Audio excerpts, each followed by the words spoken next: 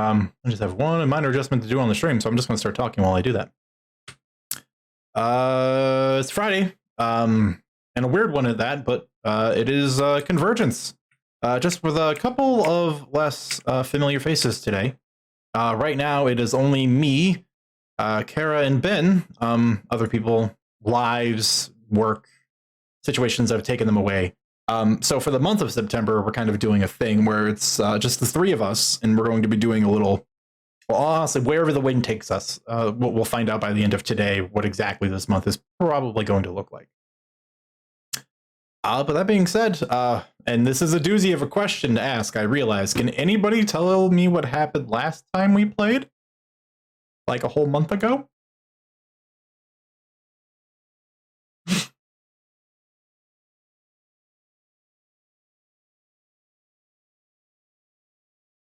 all I ask.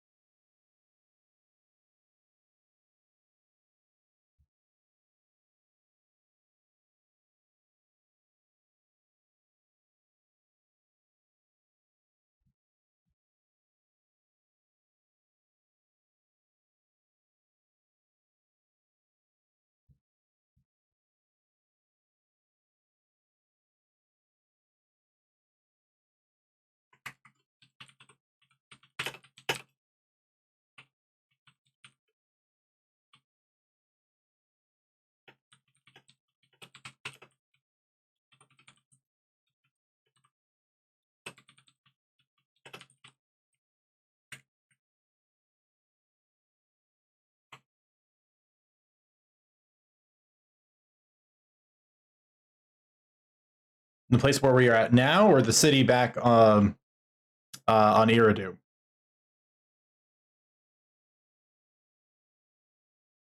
That's a great question. One of those I need my notes open for. Well, you're still doing great, so keep it up.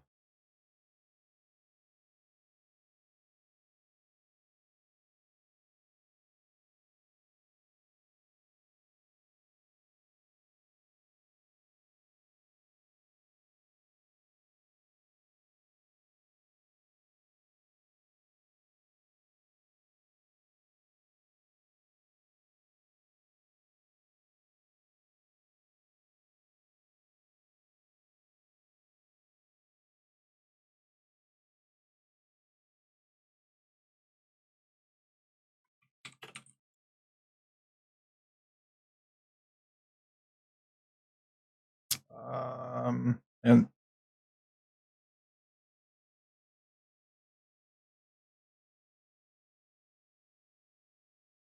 She had wanted to talk to her brother about some stuff, you know, all the big things that's happened. A lady who's resurrecting dragons, probably going to invade Albion, new Eric, you know, The normal hammer. everyday stuff. The Hammer of Amaron, covering a forge that's usually meant for gods. Yeah, normal everyday stuff. Walk in the park for Dane.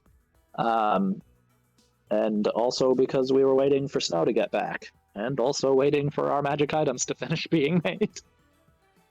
So we headed back. Martel handed the card over to Tarek. Everybody was confused because Dane had said the gods probably wouldn't be able to handle the cards. But both Tareks have handled them now, so it's a confusing situation.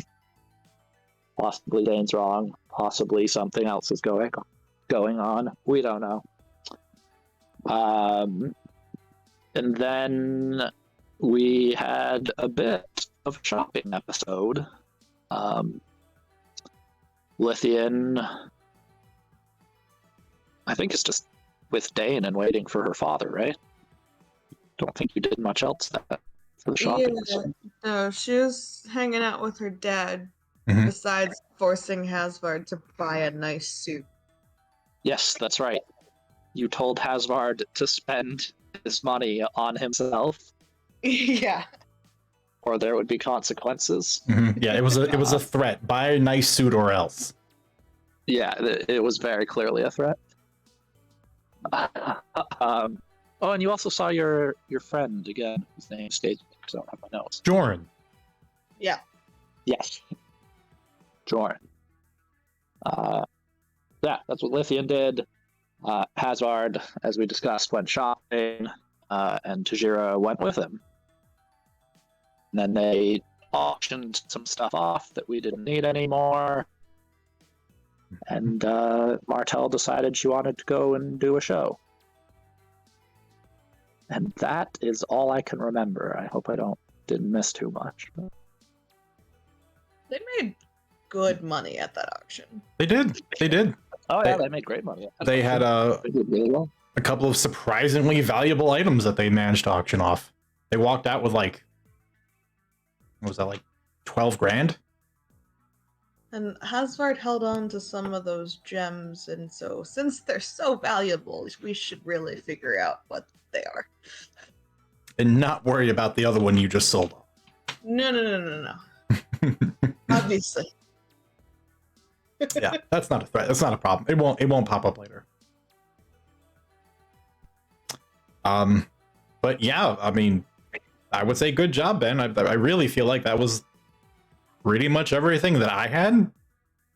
So I couldn't really note much else. I need to make a note for myself that Kyle owes me a description of a suit. Yep, you should, and then pester him about it. That's where Hazard really goes away during this time. That's the reason why he's not here. He's just spending several days in character, just going to every tailor in the city, trying to find a suit that will appeal to Lithian. Beautiful. Mm-hmm. Still think he should wear a David Pumpkin suit. Now, do we mean like a Halloween pumpkin outfit or like a pumpkin colored suit? No, the David S. Pumpkin suit. You don't know David S. Pumpkins? Just look up David S. Pumpkins. Okay, we're gonna do this. Yes. I'm gonna learn Not something. like a huge SNL guy, but David S. Pumpkins is amazing. I mean, yeah, I see it. That's a suit. It's a Don Cherry suit. Yes, it is. It is a Don Cherry suit. They probably borrowed it from Don Cherry for the skit. Blue?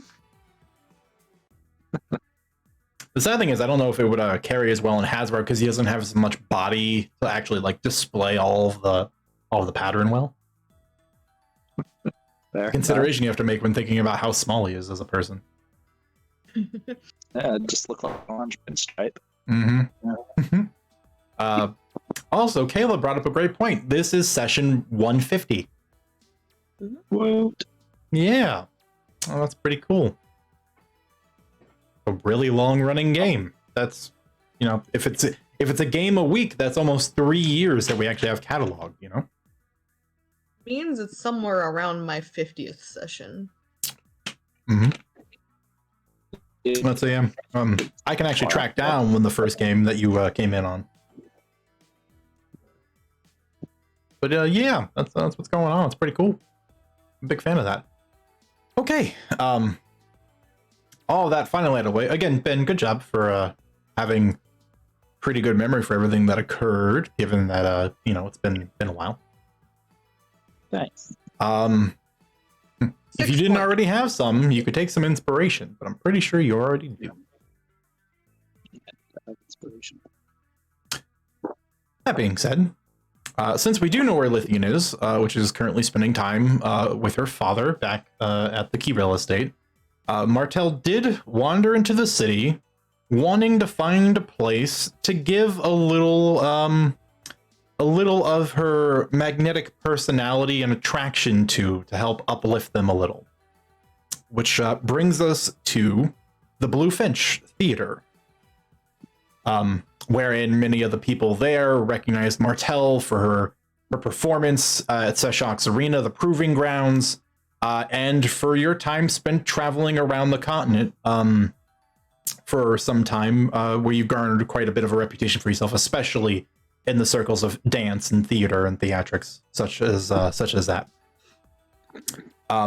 And you were kind of given free reign to orchestrate and put together an on-the-spot play, a musical, if you will, to be performed at the Blue Finch, which people hurriedly went to go make flyers and then began passing them around, word of mouth, talking about that Martell was doing a one-of-a-kind, once-in-a-lifetime, never before done, probably never to be done again show. And it did not take long prior to the show's beginning for the playhouse to be filled and for a line to have started outside the doors for people trying to buy their way in. Are there any other details, Martell, you want to arrange or have set in stone prior to, open curtain? I don't think so. I just assume that the theater looked like a regular theater, more or less. And I think most details of scene and set are in the description as I go through. So, Okay. yeah, I think we're okay. In which case, if you would like, proceed. Okay. Well, the curtain rises. Music is soft and light. Wistful melody plays as a single light shines upon a lone figure seated in a snowy field. Martell is clad in a nice blue dress with a white lace tutu.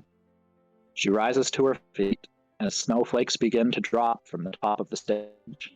Performance check.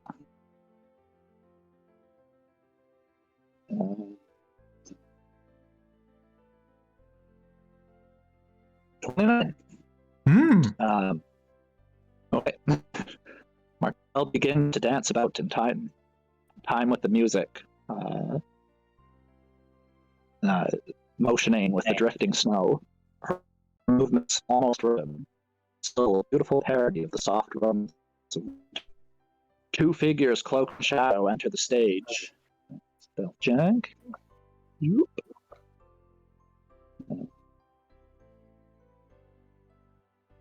19. Their movements are sharper, more purposeful than Martell's, though they still mirror her position on stage. Music grows more urgent as the figures close in on Martell. She peacefully dances as though unaware of these two figures. One sharp note plays as both shadowy figures jump upon Martell. Persuasion check. Martell's blood-curdling scream echoes through the room as the lights flip, bathing the stage in darkness once more. The music shifts, a mysterious melody with notes of wind and time, a steady beating to match the breath of creation. A small spotlight grows and the crowd watches as snow blows away, revealing flowers, Martell's unconscious form unmoving as the scenery changes all around her. Deception check based from con. That is modified 20.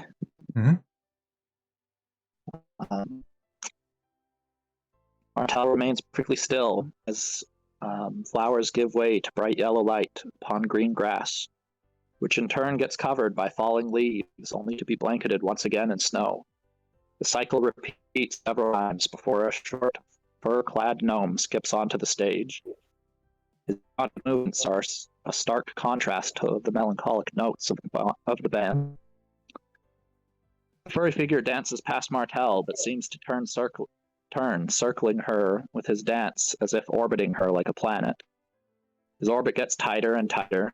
The furry little man begins sprinkling Martell with flowers and colored ribbons. With each pass of the gnome, Martell's body begins to rise. Hand check.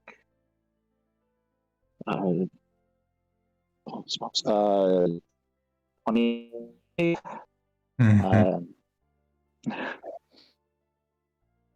Slowly, Martell's body begins to rise, slowly revealing her dress to be a patchwork of vivid colors. that dazzle the eye. Martel sways as if blown by a breeze, back and forth to match the movements of the furry man, as if trying to catch every flower and ribbon with her body. Suddenly Martel's eyes snap open, and she twirls and dances around the furry figure. Performance check. 20.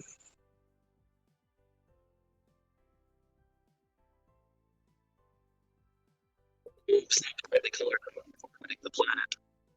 The two join together as the music turns into a whirl accordingly. Once again, the music shifts, while the performers continue the dance.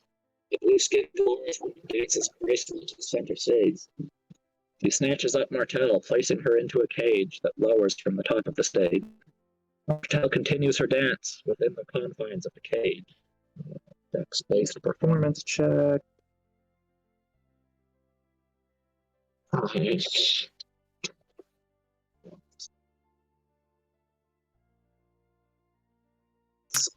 33. Ben, I don't want to interrupt, but we're having a very hard time hearing you now. No, it happened. Yeah, in the last 10 seconds or so, your audio has like even just the volume of it's dropped off quite a bit. You sound like you're standing in another room speaking to your microphone. Let me see if I can fix it.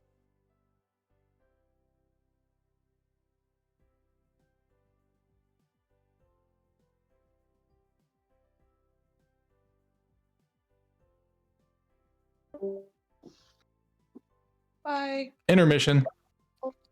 Get your popcorn.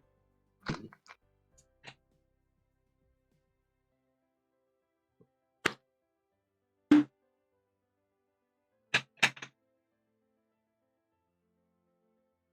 audience whispers among themselves as they excitedly wait for the curtain to rise again.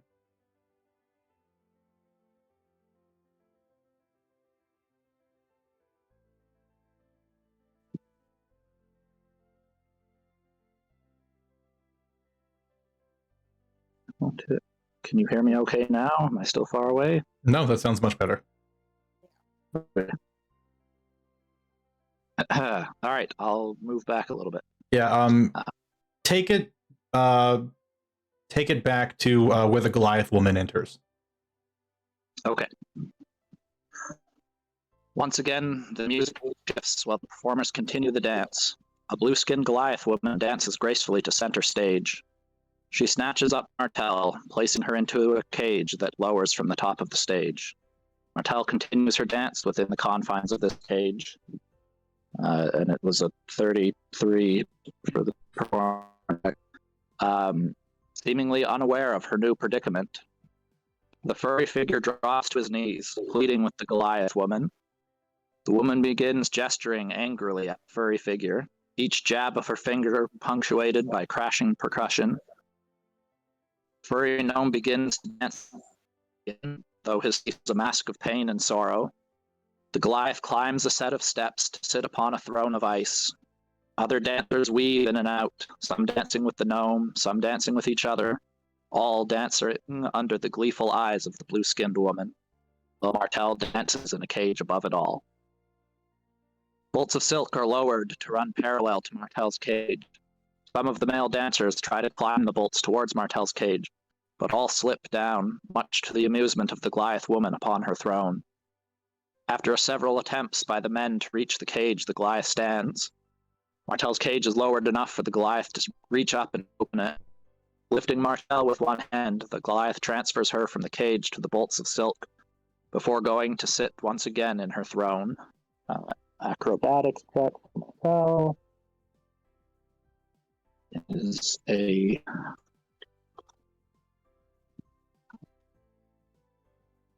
My stats go 14 plus. 24. Mm-hmm. Martel rises up the bolts, wrapping herself tight within them as if mummifying herself. Oh wait, I've skipped. No, that's right. Nope, it's not. What happened? Where am I? Sorry. Phone difficulties.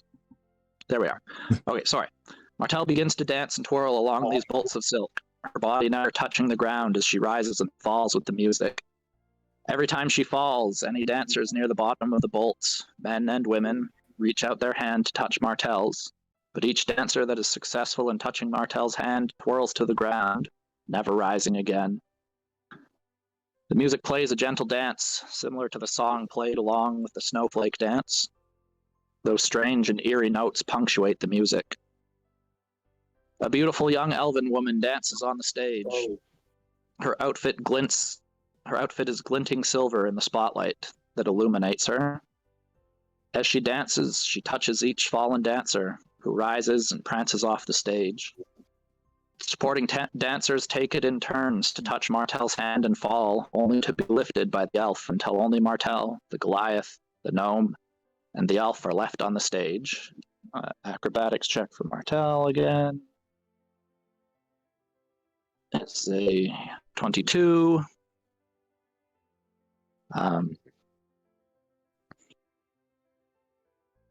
Martel rises up the bolts, wrapping herself tight within them as if mummifying herself. The Goliath rises from her throne and begins to dance aggressively with the silver-clad elven woman. The furry gnome begins to cower behind a bush as the music flares up into a battle anthem. The pair of women escalating their dances, seemingly trading blows. The silver-clad elven woman begins to push the Goliath back with her movements until the pair dance elegantly upon the Goliath's throne. Both seem to be dancing the same dance now, neither moving from the spot, until suddenly the gnome leaps high onto the Goliath's face, both tumbling backwards out of sight, crushing the throne as they go.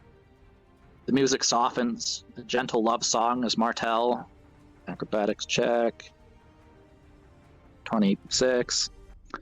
As Martel slowly unravels herself, eyes closed and body stiff, as if dead, she lowers into the elven woman's hands. As the bolts unravel, Martel gently falls into the elf's open arms, who plants a warm kiss on the still stiff Martel. Suddenly, Martel leaps upon the elf, tackling her to the ground as Martel returns a far more passionate kiss. The music plays as a few light-hearted notes as the curtain falls on the sea. It's the end of the play. Curtain rises. The actors come out, take their bows. My microphone won't pick it up because it's doing its job, but I'm clapping. Yay! And likewise, the theater is at first met with a polite amount of clapping that gathers and gathers until it's louder and louder, and eventually it turns into what is more expected of a smaller playhouse like this, where people just get really into it, where you get now cheers and whistles and just like this loud roaring applause that would almost be considered bad manners in a place more refined. But you find a lot of people are standing and giving an ovation. They're just absolutely beside themselves. Even if a lot of people don't really know the origins of the story that was presented to them, somebody somewhere amongst all of these people, rather everybody here, has taken away something special with them this evening. After what is a long time on stage, bowing before the audience, the applause taking quite a few minutes to subside before eventually reaching a polite point where the curtains drop back, allowing the cast to step back out of view. When that is finally done, the cast amongst with you, Martel, are either smiling, heaving still. There was quite a bit of physical demand from some of the people here. But they're just smiles, and some are crying. There are tears of both joy and mild anxiety from experiencing what was a turnout that they've never seen before. The stage owner talking about how he noticed some very prominent, very wealthy figures in the audience that are known to go to places where they then provide money to the houses to be able to make them step up to the next level, so to speak. And so there's just like all of this energy that is just bounding between people. And it seems as if the choice for the Blue Finch was a good one. The cast was thoroughly talented and dedicated and very responsive to putting together this show with very little time or practice. And in the performances, if you hadn't told anybody that this wasn't planned, no one in the audience would really be able to see it, but only someone such as yourself who did all the choreography and did all the thinking for how the play would be arranged maybe saw a couple of mistakes, but by and large, there were none so glaring in the entire performance that you really could reasonably critique anybody on it, that everything still went so smoothly. It was good. It was astounding. And Martell is, thanking them all, and expressing her happiness to work with such great professionals. And she was very happy to work here, and thanking the manager for letting her put on the show. And of course, take another point of inspiration. Oh, thank you. There's quite a bit of time where the Playhouse stays relatively busy, even when people are, being ushered out. There are several individuals that are asking to meet cast members. Many people that are asking to meet Martell. And this goes on, if allowed to, this would go on for easily more than an hour. It almost kind of becomes, especially since you attracted several very wealthy individuals to this smaller Playhouse. After a point, it almost becomes like a small standing party, as they've invited people to they've invited some people to bring, they've ordered in drinks and food to facilitate staying longer, to have conversations with cast and crew. And it becomes a small after party inside the Blue Finch. However, amidst all of this, it is after rubbing quite a few elbows, meeting people, shaking hands, kissing cheeks, the whole shtick, that you notice in a corner of the room an individual partially shrouded in shadow. And if it were not because they wanted you to see them, you would have never have noticed. The tuft of brown red hair and the masked face tells you that this is the Oathbreaker Captain Rathic, who's just kind of announcing himself and kind of giving you a wave to come over. Oh, absolutely. Rathic showed. Martell's so happy. Martell kind of make her way over there. Not ostentatiously, she's not like, oh hey, and running over to him, but she kind of makes her way through the room until she's over there by him. He'll he'll put out a hand and take you by yours, and then kind of lead you around the side of the stage towards one of the dressing rooms, just so you're just out of sight. Right. And then as you sort of get there, and he releases your hand and he kind of steps in front of you, and you can see the warm brown eyes that have always sort of contrasted Rathic's general demeanor and job, which is very cutthroat, leader of organization of thieves and assassins, to one of the most cutthroat people in the city. You can see the lines in his face where you can tell underneath the face mask that he wears that covers his nose and mouth that he's smiling.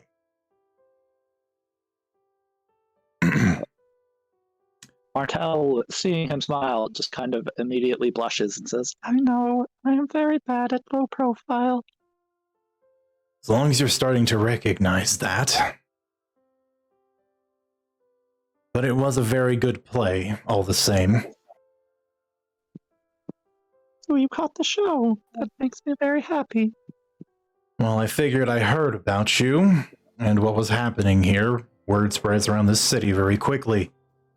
And I figured, well, just in case, if something were to happen, I should be in attendance. Yeah, Martel smiles. Thank you. Thank you for looking out for me. Well, and to be quite honest with you, I was curious to see, with all of the talents that were taught to you, how you were applying them in a method that isn't as gruesome as they were intended. Needless to say, I'm very pleased. You've come a long way, Martel. Martel blushes a bit. Thank you. I have been working very hard. I'm still trying to find what I want in this world, but... She just kind of looks around and smiles again and says, I think it involves this.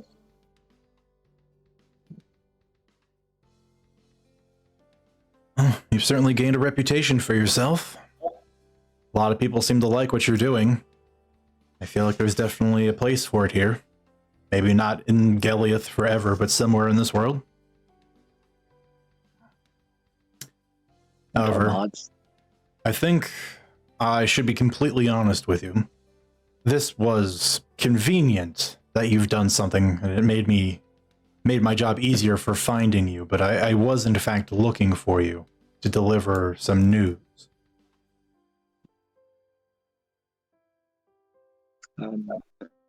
Yeah, Martel, I mean, a lot of the training and stuff that has been built into her kicks in, and her face goes stone serious, and she just nods and says, yes, what is it that you wish to tell me?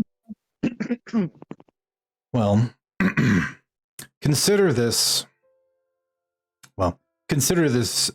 just dues, but I suppose framing it as a gift would sound better.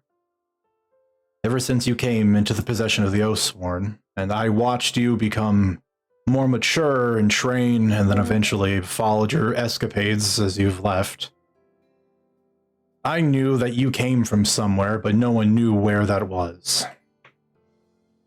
Now, you don't know a whole lot about me, and that's by design. No one does, not even the mistress. But family is a very important thing to me, Martel. And so I've been working on this with Oathbreakers for some time. Only those that I can trust. The most that I can trust. And I did this, and he produces an envelope with a sealed wax stamp on the back. And he just sort of hands it to you. Yeah, Martel's hand. She takes it. Breaking the seal. Inside are several folded pieces of paper. Written in a relatively messy but clean enough script that it's legible. And you can see the top of the first page says, report on the search of Antonio Belikov. And then it proceeds to go on in a list of details, arranging the description of a male human in his mid-50s, describing locations they've been in the last 2 decades, some of their recent accomplishments, individuals of interest that have wanted to find him, and then eventually by the end of it, the last page denotes the location where he is somewhere within the city of Gellian.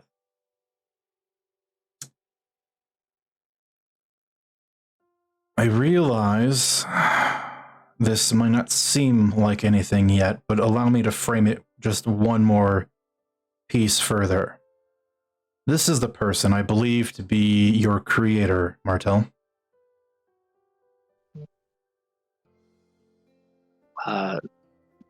Yeah, Martel's just shocked.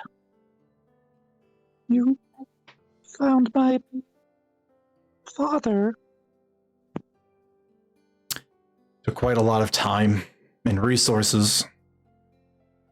People are trying to hide him. some people that are a little bit more than nefarious, but for your sake, yes.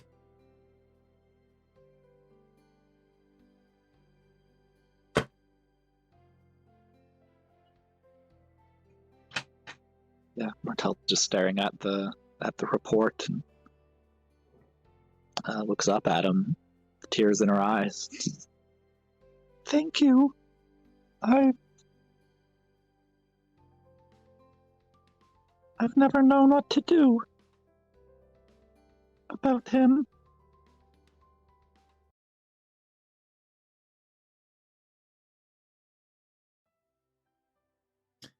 You still don't have to do anything yet.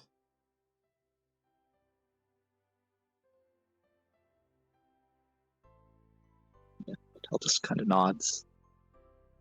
Say he is here in this city. He'll nod.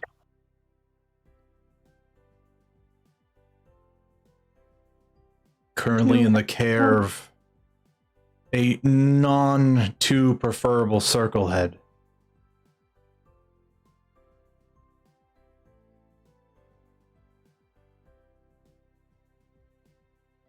Is he there against his will? Without going through all the details, put it simply, yes.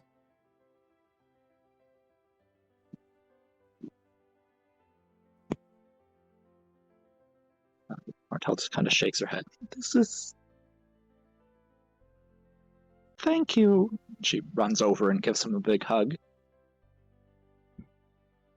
He returns it. This means so much to me. I'm still not sure what I will do with it, but thank you.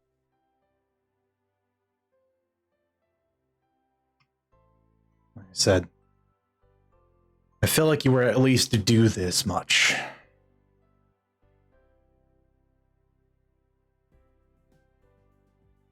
And should the time arrive,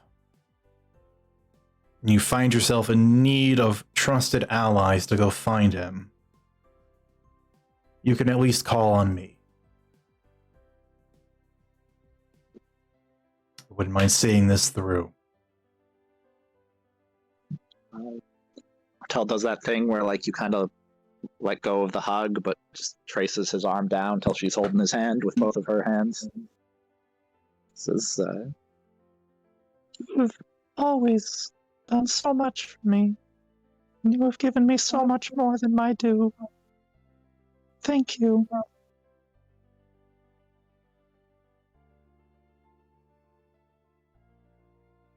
If I choose to go after him, I will contact you.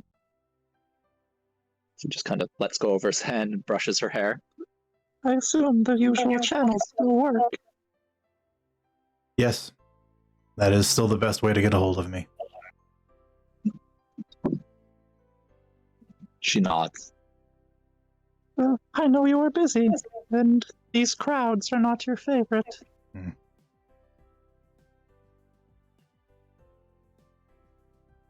Well, enjoy your night. You know how to reach me should you need me. And if you do pursue that route, I do suggest pulling some of your most trusted allies close to you before doing so. It will be like kicking a hornet's nest. Martel nods. You hear a call from the other room. You hear your name. It pulls your attention for just a half second, and then when you look back, Rathik is just gone.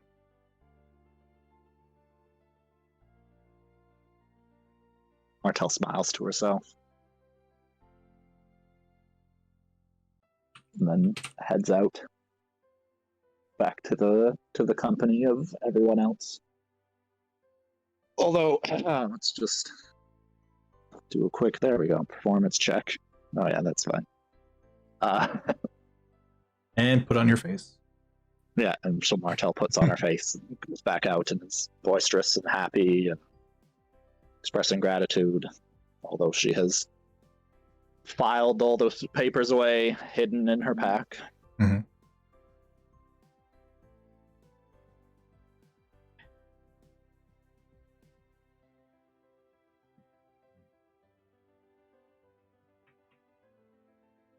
Yeah, And I think that's Martel for most of the evening. Could pop Okay. over to Lithian. somewhere else in the city of Gilead. Well, Lithian, was there anything in particular you wanted to do other than just some quality parent time? I remembered while Ben was telling the nice story. Mhm. Yeah, words. So I'm pretty sure what I left Lithian doing was she went to Joran to let him talk about himself rather than her talking about her shit. Mhm. So that would have been the only other thing.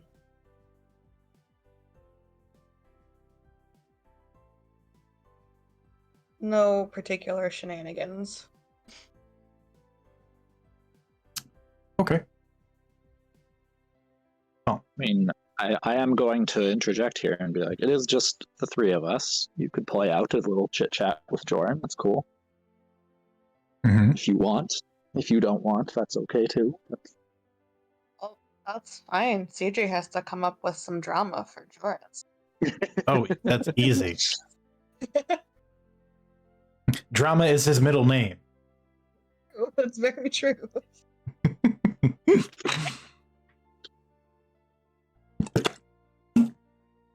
Sitting back with a What's in mind? Joran drama. What's the last name? Joran drama dramatics. his last name somewhere in here. I really do just need to make a definitive list of NPCs somewhere. That'd be great. Smart. But until such time.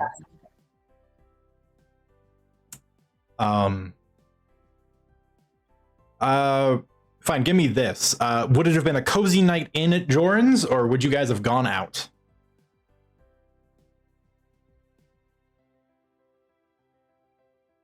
A night in unless he prompted out, in which case Lithian would not have said no. No, he would have been fine with a night in. He pulls down one of the special top shelf bottles reserved for nights such as these. A rare delicacy, a bloodberry gin, where there are only 100 bottles made every year. And while they are insanely expensive, he always makes sure he has enough money every year to buy himself a bottle. And he pulls it down along with some other some various bits and odds and ends from his kitchen to make some mixed drinks. And eventually, once you're sitting there sipping away, he just kind of leans heavily back into the chair. You know, it feels almost silly talking about myself when I hear you running around the world gallivanting into, ancient primordial devils and dragons that are coming to overtake the world again, and I'm over here making shoes and dealing with people that are going through a midlife crisis where they think a boot will make them look fat. Well, were they right? Yes, it made them look terribly fat, but that doesn't sell shoes. Yeah, that's what I'm here for. You can tell me that. Well, she looked fat. That's unfortunate. It was. I did recommend something a little lower cut for her. Well, I mean, let me see. What were some of the more interesting highlights from my last few months? since we haven't really had a chance to catch up. Well,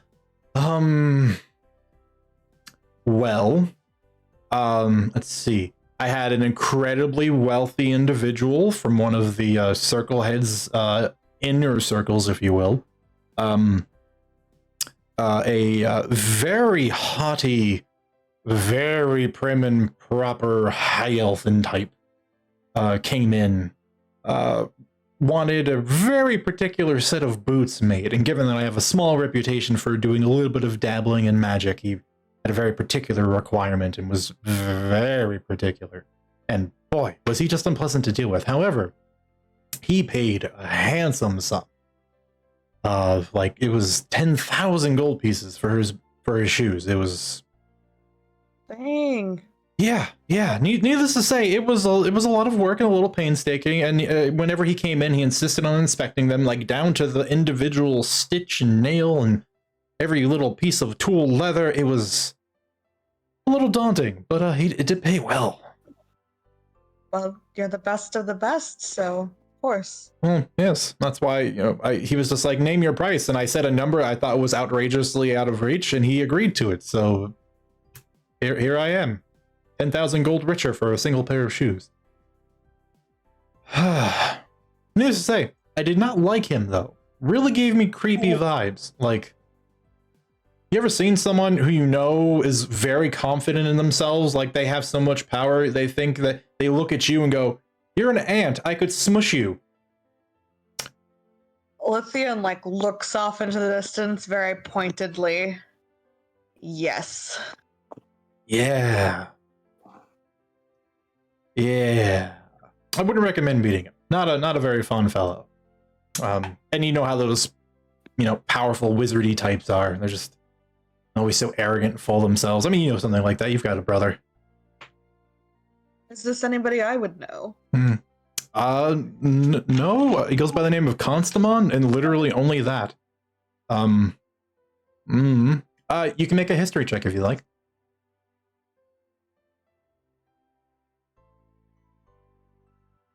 Natural 20 for a total of 27. Wow. Nice. Well, I guess you do actually know Constamon. He is second to Claygor, Avendus Claygor, the fourth circle head, considered to be the most wealthy man in the world. He is known for his opulent appetites, for owning the district where fashion trendsetting is done, and you know this. It's a rumor to people of lesser status, but he has a secret underground food club where they eat exotic and sometimes impossibly rare creatures for the sake of the delicacy. It has even been rumored that they have dined on dragon. Constamon is his right-hand wizard man, if you will. So he is very influential. He is a very talented practitioner of the arcane arts, but he's got one of those personalities where Avendus is very, very bubbly and very loud and very demanding because he knows he is so wealthy. Constamon is the silent, I will speak a single statement and end it with a period so powerful that you're not going to want to have a conversation any further, even if you had something else to say. He is the epitome of what you'd expect high elf to be.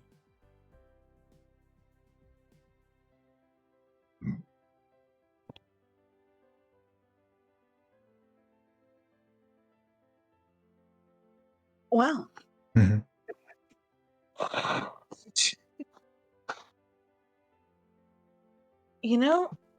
I think I've run into that guy a couple of times. I know what you mean. I am so sorry. Yeah, well, most wealthy people or people associated with wealthy people are kind of assholes. Mm-hmm. I speak from experience. I am an asshole.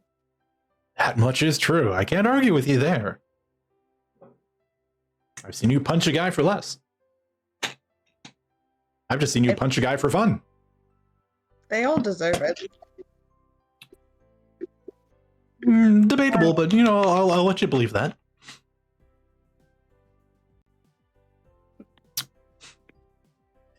But I suppose, and you can see Jordan's disposition change a little after talking about the very stiff and rigid Constamon. You see the somewhat harsher demeanor kind of fade back. Roll an insight check.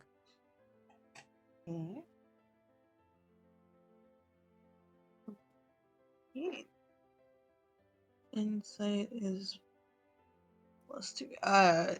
19. Pretty good. Especially with some of your more animalistic senses, you can tell Jordan's heart rate goes up a small amount. You can see a little bit of his skin and his cheeks flush. Like he's about to bring up something that is a little bit more personal to him. Now, the most interesting thing that's happened to me recently is there was this very handsome gentleman that came in. He had no idea he really had no idea about fashion at all. I'm pretty confident someone is paid to dress him. But he knew he needed a new pair of shoes, had no idea what they needed to look like. And so, after him bumbling around for a little bit in a somewhat charming way, I managed to help him figure out the idea of what he needed, and we sat there, and I did some sketches, and we talked, and eventually, we came to a conclusion and a deal, and we signed a contract, and I began working on the shoes. Yeah, a couple of weeks go by. I finished the order when he, just as it's needed, and when I deliver them to him, he is so taken aback and so genuine in his response about it. I took it a little bit to heart. It felt very nice, like just the sheer raw appreciation for seeing someone else's talent. It's the very same reason why I like making shoes for you. Except, well, when it was all said and done, he told me that he was going to, man, I really hate this name. He was going to the Circle Ball, the big dance and shenanigans thing that the Circle Heads put together every year for all of them to show off how rich they are. Well, he was one of the invited, and he had a +1, but he didn't know who it was yet, and he asked me to go with him. And to be honest with you, I thought, well, first of all, this is basically an invitation to what is one of the most lavish parties of the year. And, been lucky to make it in there in one's lifetime. So I said yes, without thinking about it much. And the party was fabulous. The food was great. There was a little bit of a hubbub between some people. Some servants did something. I don't know. I wasn't really paying too close of attention to it. And, well, he stops and he sips from his drink. By the end of it, we had such a wonderful time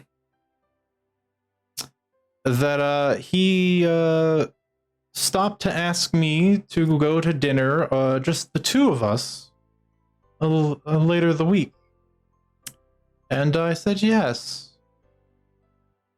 And we've been doing that for a couple of weeks now, and I think it's becoming something.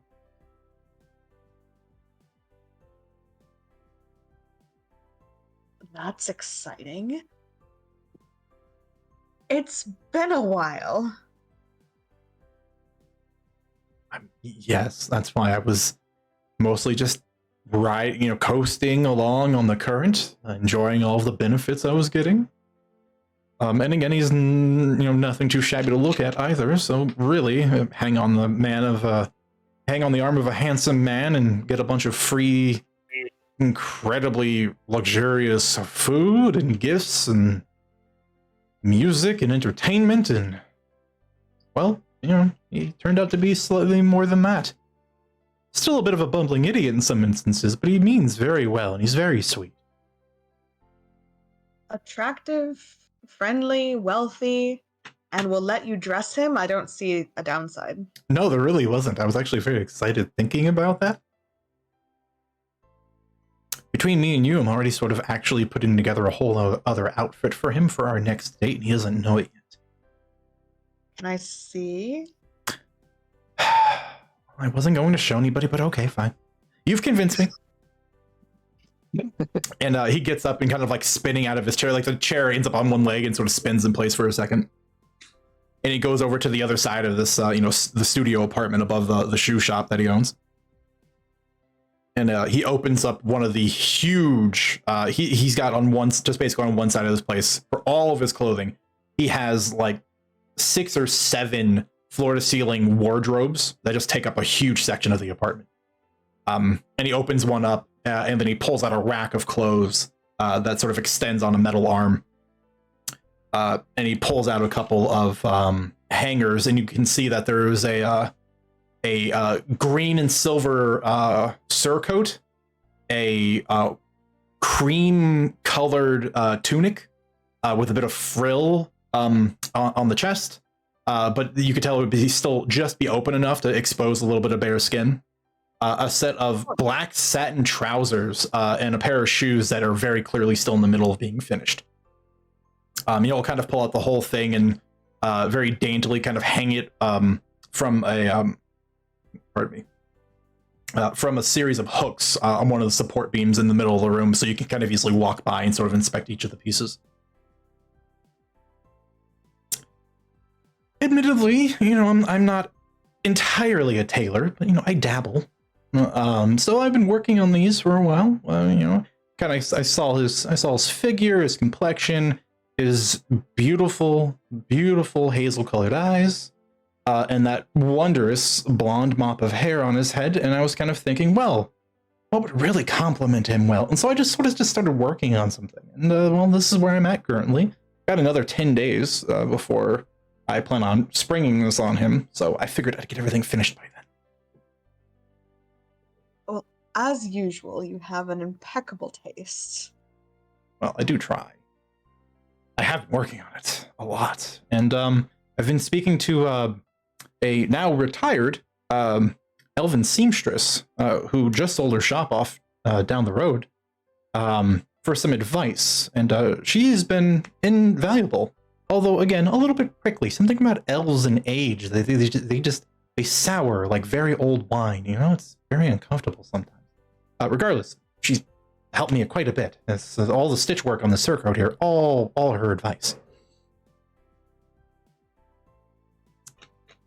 He kind of leans against the table, picking his drink back up. Oh, well, maybe one day, if you stick around longer than a couple of days before you go gallivanting back off into the world, you'll be able to meet him. I would love to, and I expect updates. I'm living vicariously through you.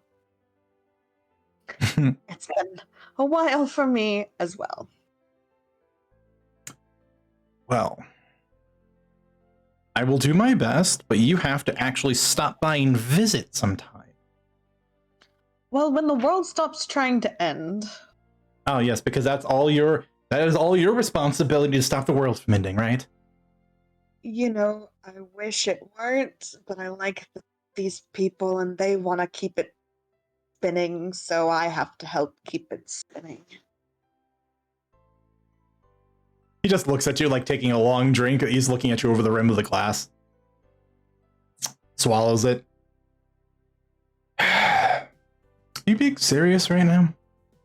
Like, this isn't just like you've blown this out of proportion and this is what you're telling yourself, or is this actually like a real thing that you're talking about? I know that I have embellished a lot in the past. Mm-hmm. But I couldn't embellish this if I tried. And if you don't believe me, ask Martell. You like her. She'll tell you the truth. Well, she might tell you the truth. I don't know. He'll at least corroborate my story, I think. Because mildly tipsy Joran doesn't like the idea that the world might come to an end anytime soon. You know, I got this new relationship thing starting, and I would like to see it further than the dating phase. Do you understand? Oh, which is exactly why I'm going to go out there and stop the world from ending so you can go on your dates. Well, I do appreciate your sacrifice. It's all for you. Mm-hmm. That is an admirable goal. I'm glad that my love life is a good enough reason to stop the world from ending. You know, be damned to the other millions of people scattered all around the planet. They're not important. I don't know them. Exactly. I'm being. Mildly tipsy Joran is being serious. They're not important. I am. You are absolutely one of the most important things in my life. Mm-hmm. And I am honored that you would fight back the forces of evil to prevent the world from coming to an end for me. Anytime. And that's why I make you shoes for free. Most of the time. You make me shoes for free because I get you into a lot of those fancy spaces too. Well, yes. Can't argue with that.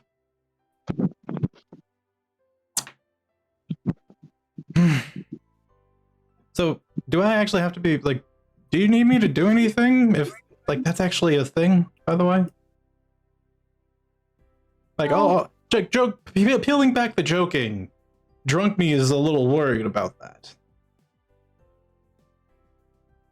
As much as I would love to have you literally fighting by my side, you wouldn't last a day out there. No, I make shoes for a living, honey. Definitely would not.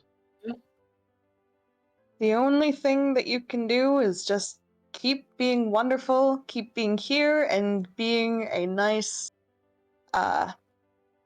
place to go, place to be when other things get a little grim. Well, I can promise that much. And I feel like I should just I should ask this. I should ask this.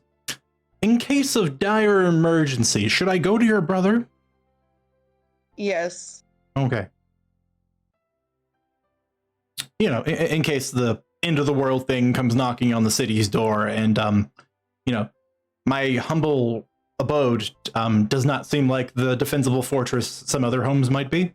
You know, I figured it'd be nice to have the official invitation of going, yeah, Lithian said I could come here and stay for the night. I don't think any of my family would turn you away. Even my mother, she may not be my biggest fan all the time, but she likes you. Oh, did she say that? Not with her words. I'll still take it. Does she need any shoes made? You've made her shoes Well, before. yes, but any more? I don't know. Hmm. The last time I talked to her, you were there. No, that's a fair point. I didn't ask. Granted, I was very intimidated at the time. There was a lot of things happening. Ooh. All right.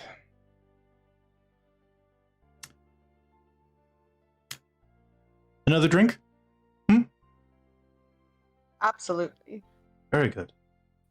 And he'll make another round of drinks. Now, you can, say no. But, other than my love life, what do you want to do about yours?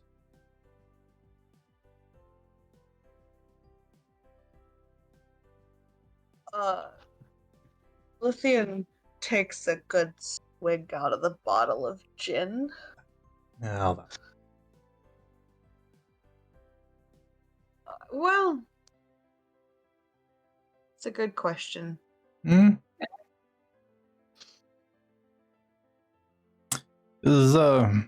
understand, you know, the old love lost thing. And, you know, you can always hold the candle for her.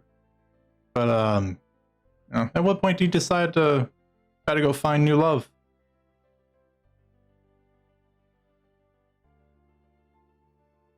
I did meet an interesting woman a while back. I don't know, I guess just with where we are with things, with the fact that my mother is literally keeping Safiel safe for me, it's just as hard as ever to let go.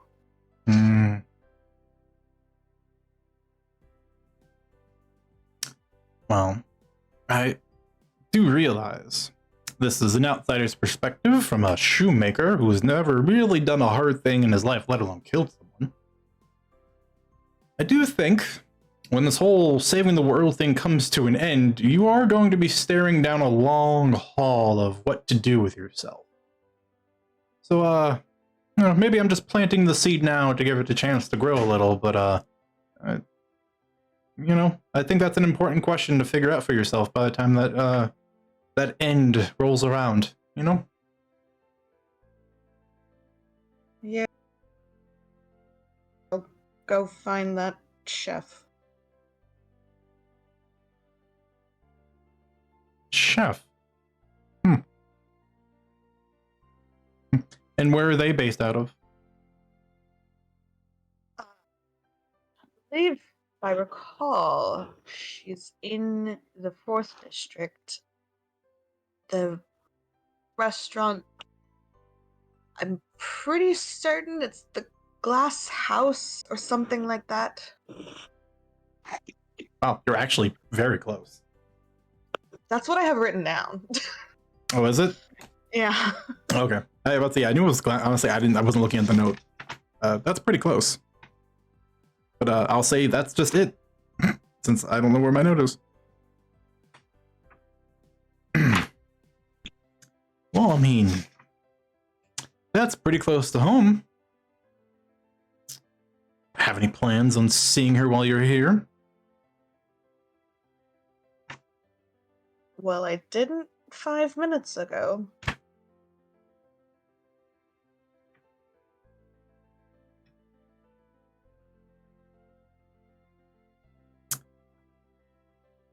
Perhaps stop by the restaurant. See what she's passionate about. You don't even have to announce yourself. You just gotta go enjoy the cooking. You know, that's a good idea. Mm-hmm. You can tell a lot about somebody by what they're passionate about, such as me in shoes, you in punching people. Yeah, you're right. Mm-hmm. Oh, I know. I wonder, I sure hope that they have some sweets to tell. Well, do you know what kind of restaurant it is? No. Well, I'm sure they have some sort of dessert. What kind of restaurant doesn't have dessert?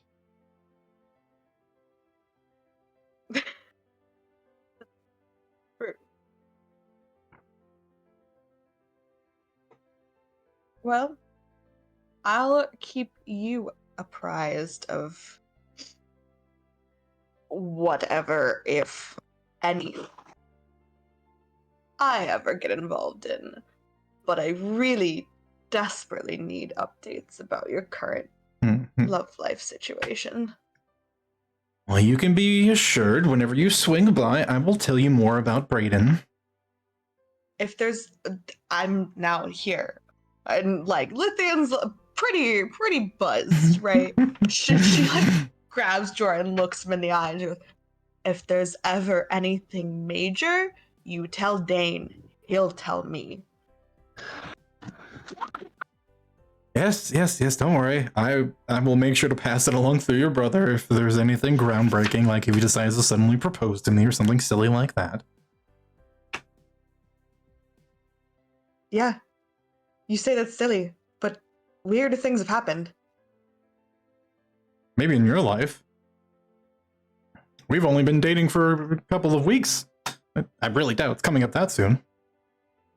Rich people are weird. Yeah, you're right. Look at you. Hey, you keep my company. Because weird is better than normal. Really, this boy should be thanking me for building up your tolerance to obnoxiously rich. Well, I'm sure one day when I feel comfortable enough to introduce you to him, I'll make sure to tell him that. Good.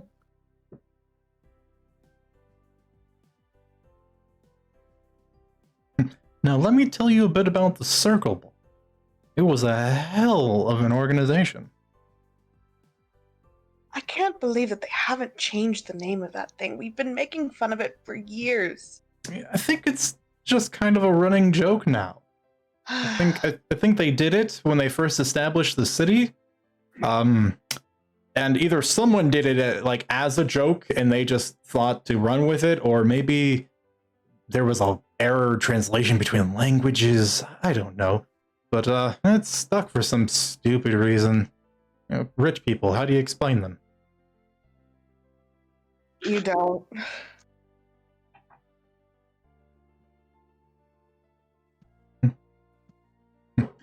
Anyway, there's this hubbub that happened. And he sits back down and he begins to fill you in on everything that happened at the Circle Ball this year. But I think that is where we will end the evening with Jordan and Lithian as they sit and they gossip for quite some time. Getting sufficiently buzzed through the bottle of the Bloodberry gin and the various cocktails he'll create. I mean, you don't want to go explicitly over everybody's outfits with me? It's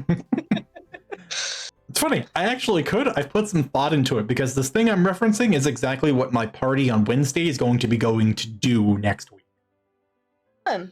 That's actually why I can't go into further details, because I have to wait and see what they're going to do. I just have a suspicious feeling they're going to start a fight in a place where there's supposed to be no fights. Yeah.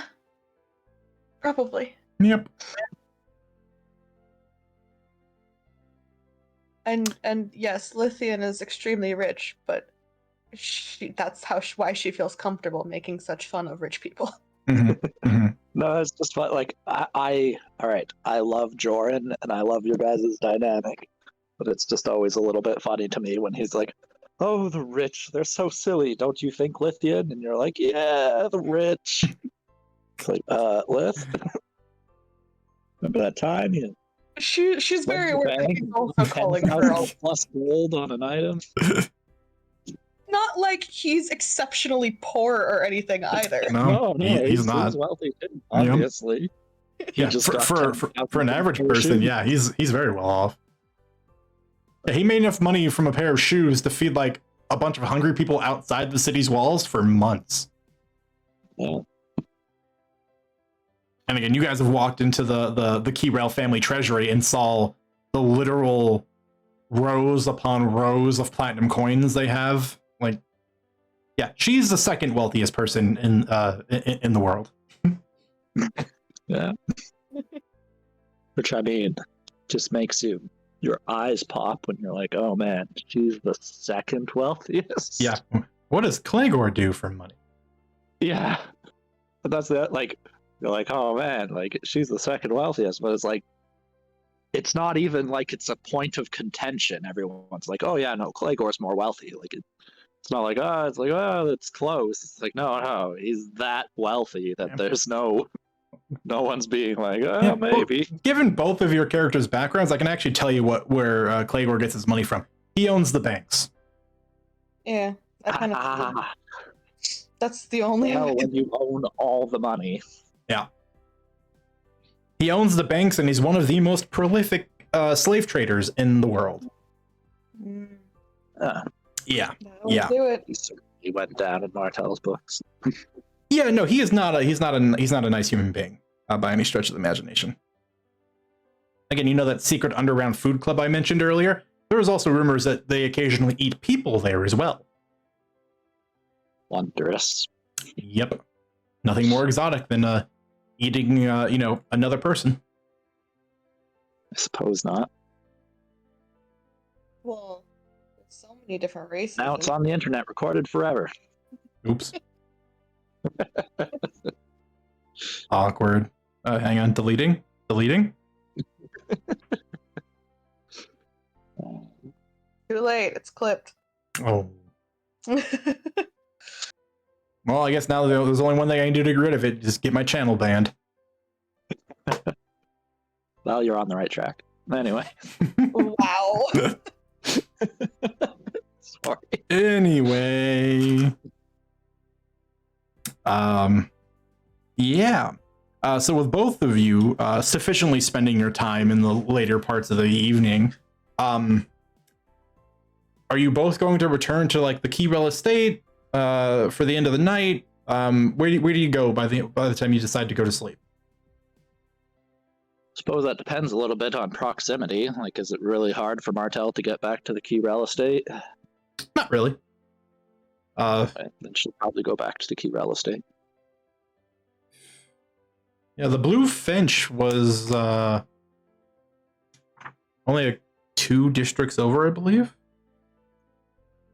Yeah, I didn't think it was terribly far. No, if you get one of the better carriages, it's like 45 minutes. Then yeah, Martel will head back. Yeah. Sleep in the guest quarters for the night. Knowing that people expect her to be there, Lithian will go back as well. Okay. In which case, Martel and Lithian, you will return to the Keyrell estate. Eventually, probably at slightly different times.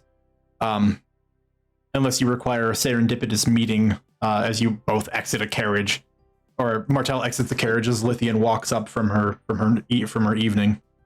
Depending on how late Martel stays at the after party. Yeah. I mean, we don't have to meet up. We can meet up in the morning, I'm sure. Oh. The original plan was for everybody to kind of do their own thing for the evening. All right. Well, then as so mentioned, you will both eventually return to the Keyrell estate individually. You will be, you, Martel, when necessary, you will be escorted to the room you are staying at, the guest quarters. And again, everything here is very lavish and very nice. Albeit maybe a little dark for your taste in terms of, interior decoration, but otherwise you can appreciate the obvious wealth that is, put into every little aspect. Do you do anything over the course of the night, given your lack of sleep? Your lack of need of sleep? Honestly, I think Martel's just poring over the documents she just got. Okay. Learning everything she can about the situation.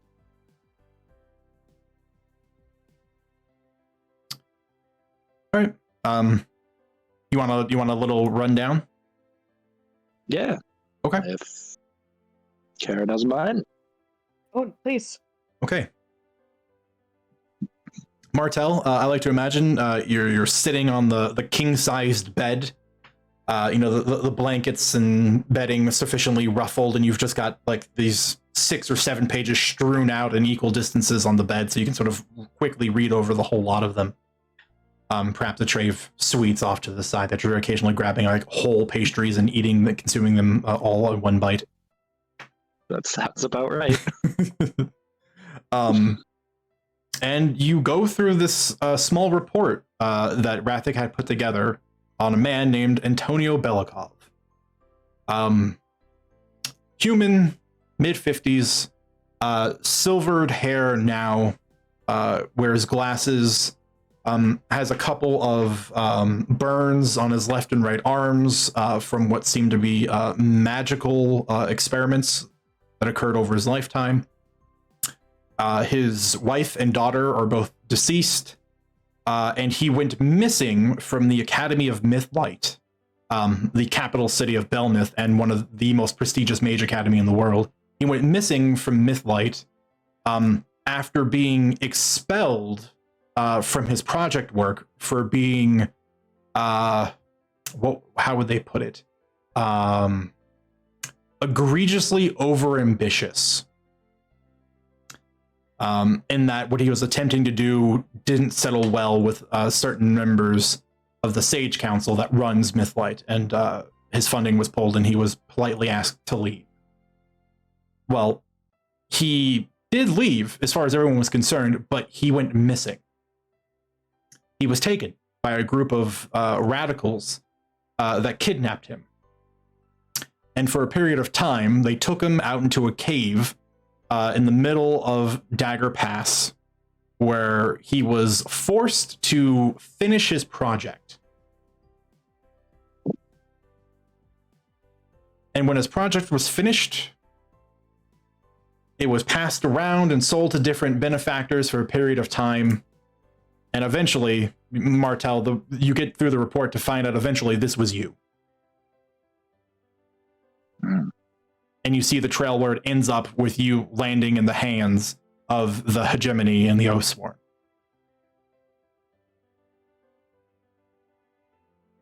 And that's kind of where it kind of stops. And then the report begins at another point in time, about 5 years ago, where there was a report. There's an excerpt of a report from a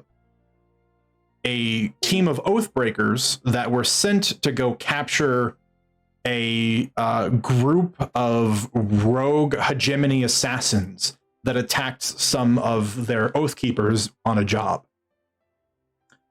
It was confirmed that Ronnie Dawnlight had nothing to do with it, and so she okayed the Oathbreakers to go and secure them as hostilely as necessary.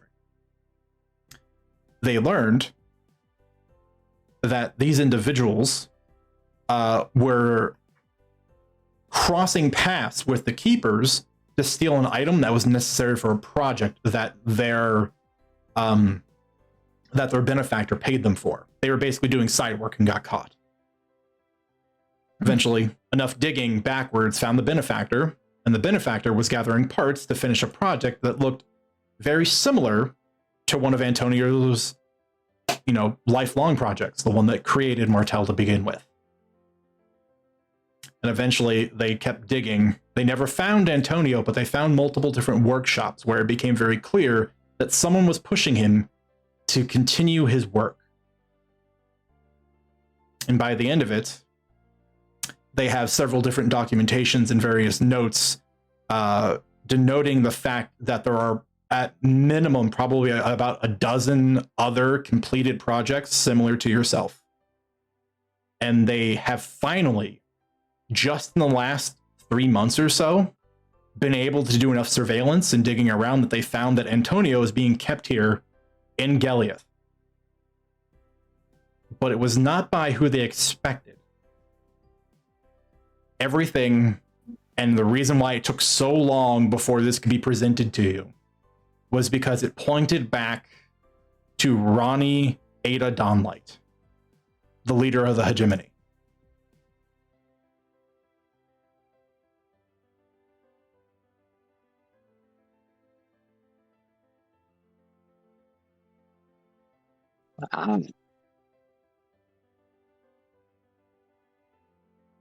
This is indeed bad news.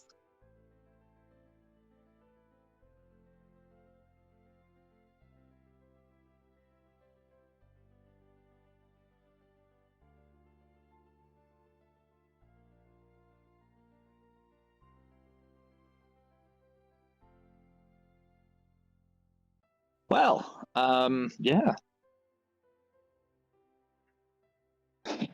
That's that's something. I mean, it makes sense. Martel was successful.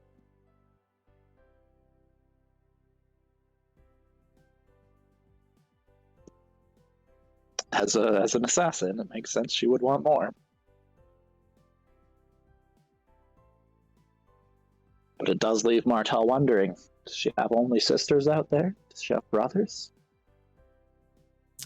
Well, the report tells you that there are at least 12 other confirmed likelihoods of 12 other prototypes existing that are Oh, I know. Yeah, that are functional, like that are active. yeah. That's why she's like wondering, like, are they all just clones of her, or did he do different designs? She's curious, but mostly she's just terrified of what she's gonna have to do to meet her dad. Bad times. Yeah, that's Martel for the night. Just gonna continue. She's just gonna keep poring over that document over and over.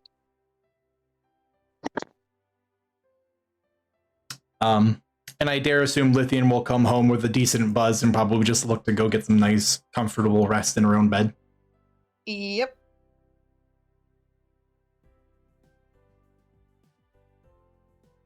All right. In which case, something fun.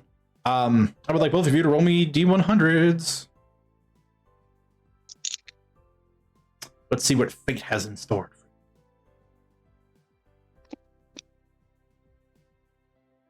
Yeah, 75. Nice average 55. Nothing overly exciting. Ben, a 75 does give you allowance to have any form of like open communication with Tyrek if you'd like. Yeah, I would have to think about that. Well, then it's a perfect time for a break. That's fair enough. We'll take a 10-minute break. And we'll come back and pick up from there. Hopefully something's come to mind, and if not, we can just move on to the next morning. It's no biggie. Oh, wait.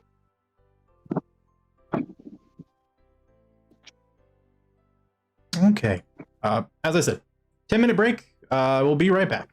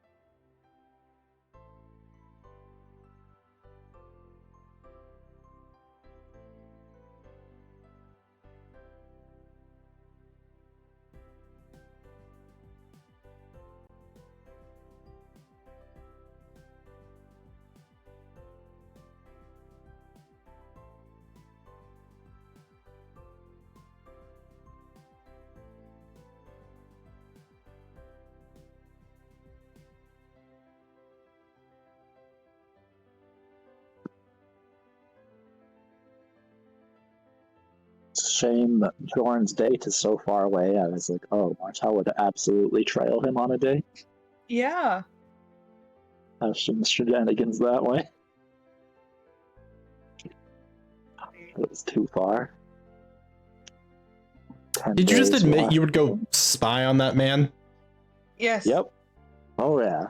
I'm. If Jorn's date was like within the time frame. I us am being Douglas. extremely confident that he did not name a name for a good reason. He did bring No, up he a did say first the name. name. He brought up a first name. Oh, that's true. True.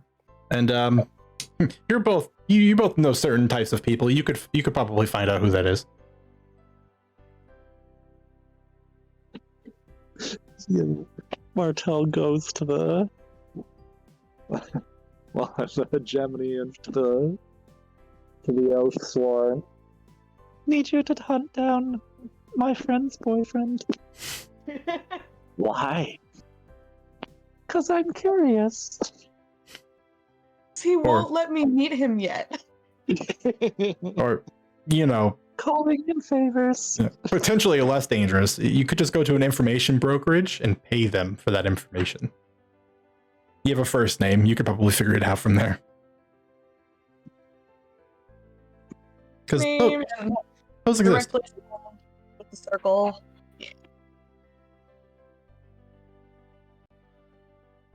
Ow.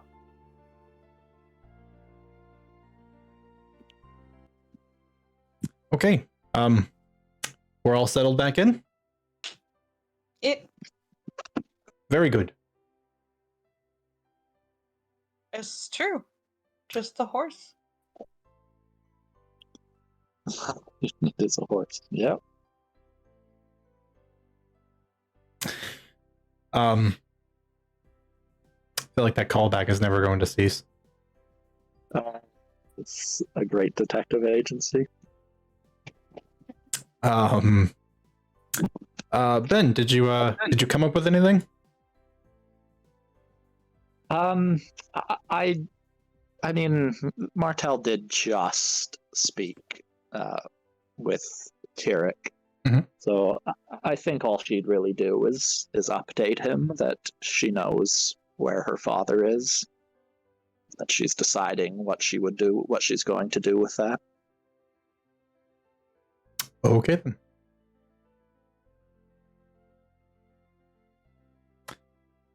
All right. Well, the morning will come before Lithian wakes up, and before you even know it, Martel. One of the few times you find yourself lost in thought. 9 a.m. rolls around, just before the sun begins to rise. The activity in the household is still completely quiet, and you receive a polite knock on your door to offer you to bring you any food, or if you'd like to have a sit-down breakfast with the rest of the household, you are more than welcome to join them. Good. If the invitation is open, Martel will go and eat with the rest of the household. Mm-hmm. Yeah, She like Lithian's father for the brief time she knew him. Lithian's mother isn't here, so it won't be that awkward.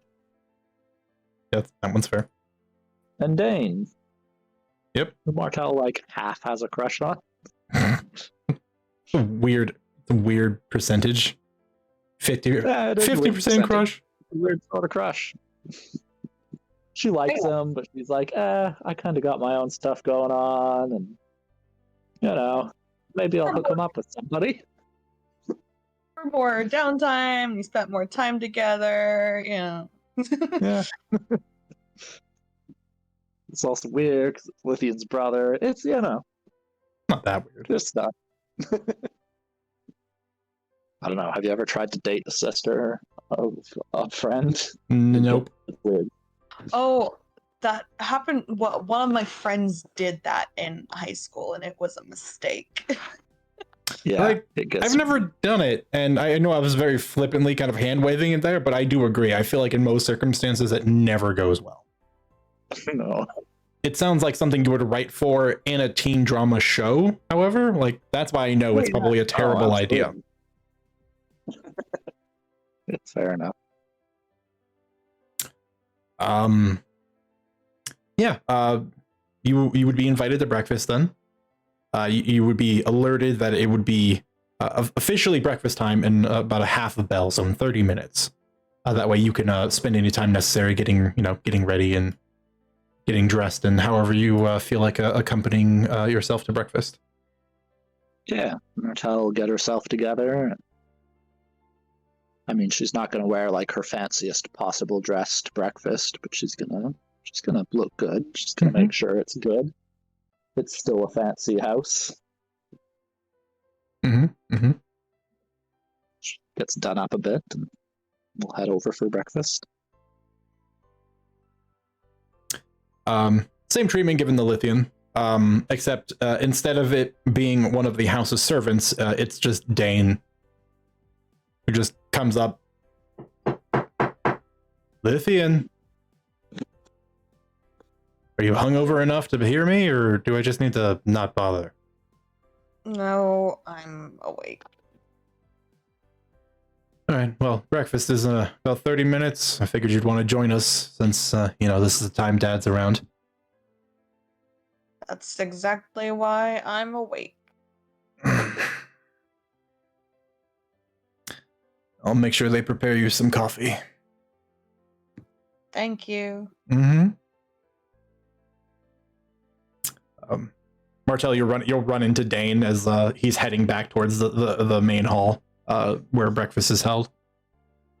Good morning, Martell. Oh, good morning. Is Lithian up? Yes, she's slowly making her way out of bed. Martell smiles. Yes, it's a process. Very few things get her out of bed on time. Martell pulls out some pastries. You just carry those with you everywhere you go. Martell looks like genuinely surprised. Do you not? No, can't say I do. Oh, that does explain a lot. You should try it. She hands him a pastry. Well, I'm going to breakfast, so I will hold off on this for now, but I will keep it with me. And he sort of rolls the pastry over in his hand, and it just vanishes. I'll save it for a snack for later, when I'm feeling a bit more peckish before lunch. Yeah, that's exactly what they are for. Also for waking up Lithian.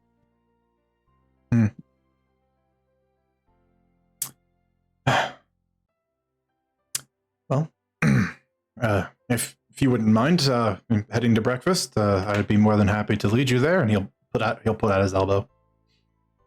Yeah, Martell will take his elbow.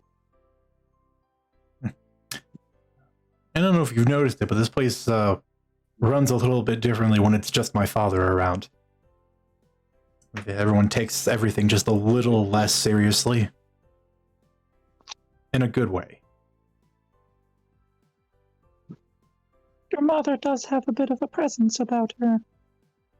Yes, I think yes, your she does. father is scary to disappoint.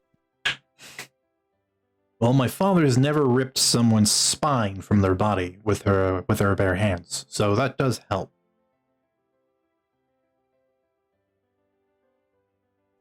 Martell nods. Yes, that would be unsettling. It was. It was. My mother's a scary woman.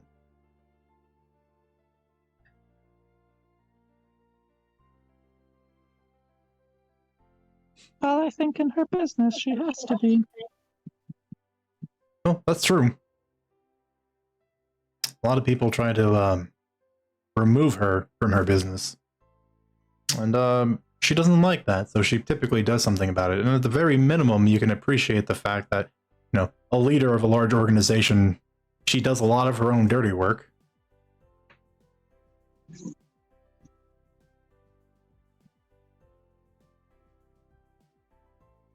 Well, if I had to guess, based off of you and Lithian and your father, I would say she, at the very least, does not enjoy that part of her work,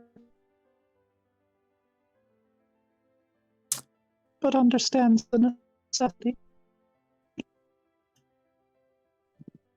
He has a brief, blissful look, kind of off to nowhere for a moment. Yeah, that's what we all hope, at least.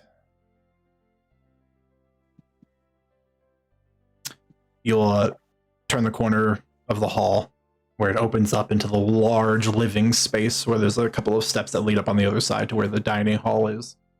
And you'll see the Tafakari patron of the house, Varian, who stands up on the other side, dressed in a light gray tunic and slacks, trimmed in bits of gold. And he'll stand up and he'll, with both arms, sort of wave both of you in. Come, sit. Getting awfully bored here waiting by myself. Oh, you young people like to sleep in. What do you do with all of your time?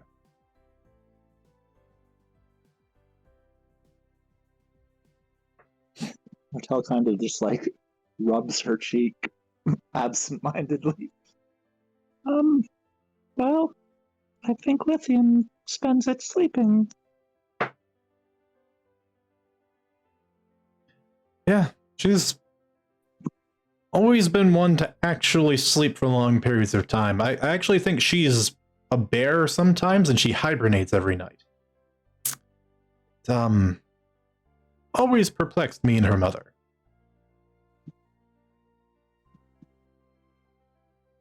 Especially being elves.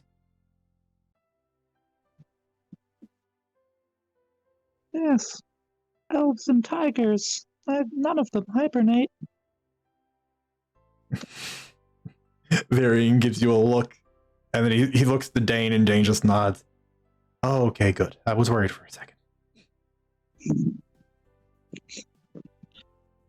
Oh yes, sorry, secrets. It's fine within the walls of the estate. Everyone here knows.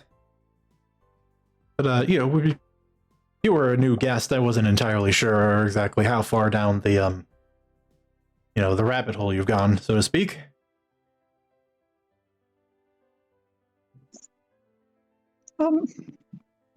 Lithian is pretty good at keeping her secrets, but she does like to win a fight.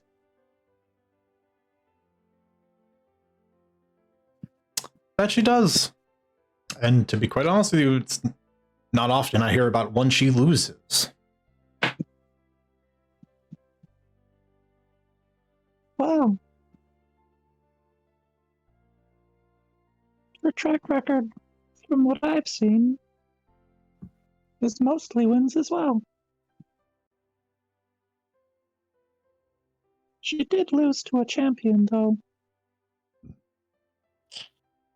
Is that a big C champion?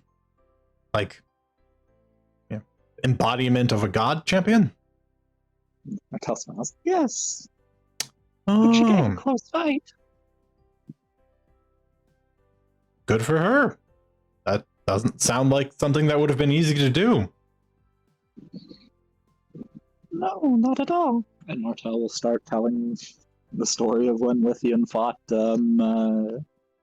what's his name? Right, I don't have Zale. I keep reaching over for my book. My arch nemesis, Zale. Zale Tideborn. Yep. Zale Tideborn. When Lithian fought Zale Tideborn. Only just lost. Or at least that's the way Martel tells it. Mm-hmm. And just kind of as the tale's coming to a close, I like to imagine that's where Lithian's walking in.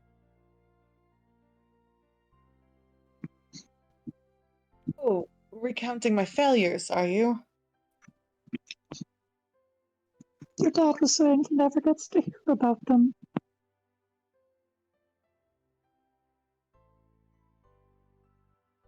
I guess I can't argue with that.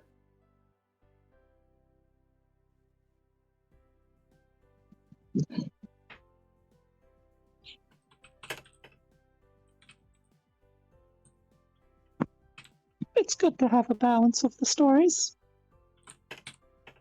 You gave a good showing fighting a champion.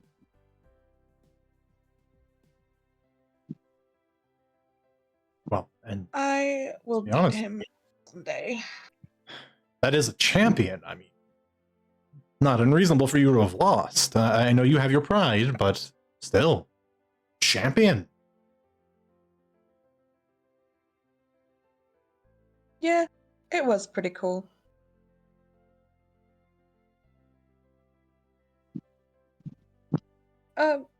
Just a question. Did Martell include the fact that Lithian transformed? Did she? Yeah, she would have. Okay. It doesn't get brought up.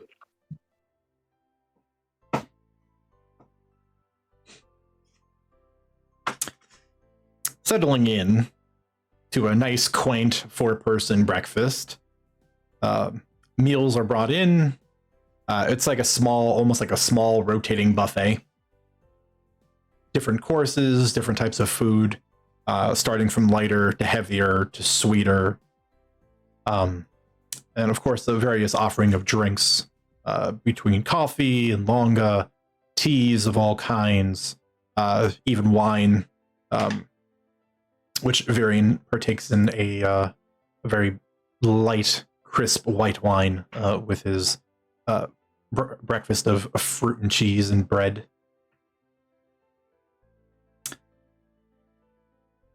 And he more or less just kind of impresses on the group of you to tell him a little bit more about some of the adventures you've been on since you've left.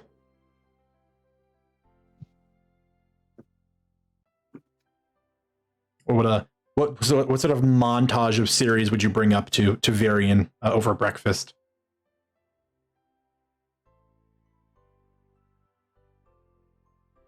Ooh, definitely the fight in the rink, because I don't think I've told them about that yet. You just delivered the goods. Yeah. And Varian was away at the time. So he's probably heard secondhand that you were successful, but not an actual recount of the tale. Okay. Our fun experiences on Pirate Island. Good one, good one. Um,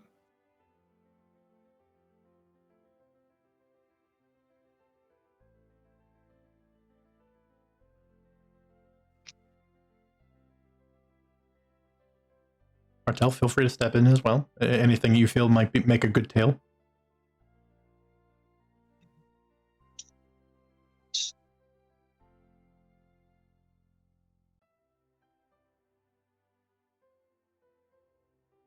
all of the fun, less hammery but fun, dangerous traversing of Iridu. Less about the hammer, more about the environment. Very easy to do, given that there was a lot to see and talk about, especially the wild magic. Yeah.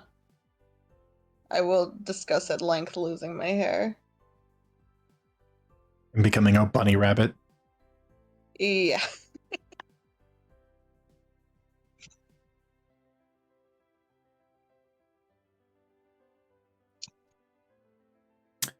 Well, it makes riveting breakfast conversation. And I guess I want to real quick do a brief sound check on Ben. I'm not sure if you've just been keeping quiet or if your audio has dropped again.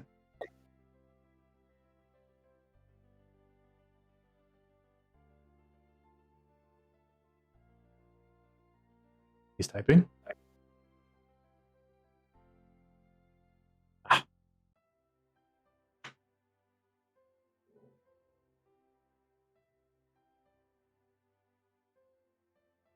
Ben will be right back. And so will half of my face.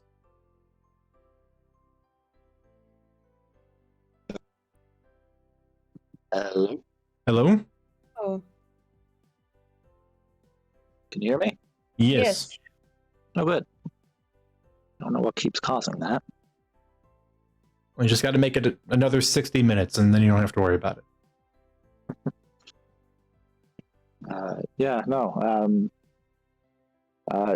Since I assume you didn't hear much of it, Martel would talk about winging Hasvard across the canyon. Oh yeah. Especially because I think Hasvard's probably at breakfast. Actually, he's not. No. That would be slightly cause for concern.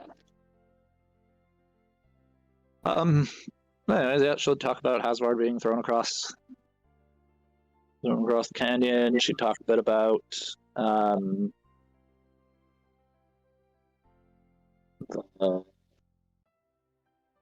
there's something I can't remember. Anyways, maybe a bit about the dragon, fighting the dragon. Mm-hmm. Dragon's a big thing to talk about. Yeah.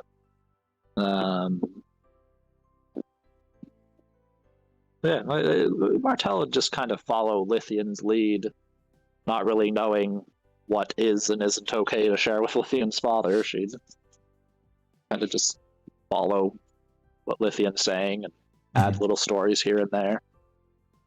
Decide whether or not she's telling, about like, oh yeah, we faced, the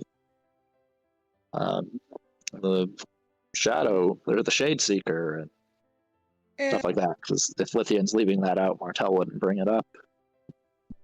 She's not like essentially leaving it out. It's more of she assumes that Dane will fill in the details of all that later. So talk about the fun stuff. Yeah. Right. Then yeah, Martel just tell fun stories. Then talk a bit about her performance the night before. Mm-hmm. Which would get brought up. It would mention that it had managed to reach his ears by the time he had finally gone to sleep that night. Yeah, Martel would just smile.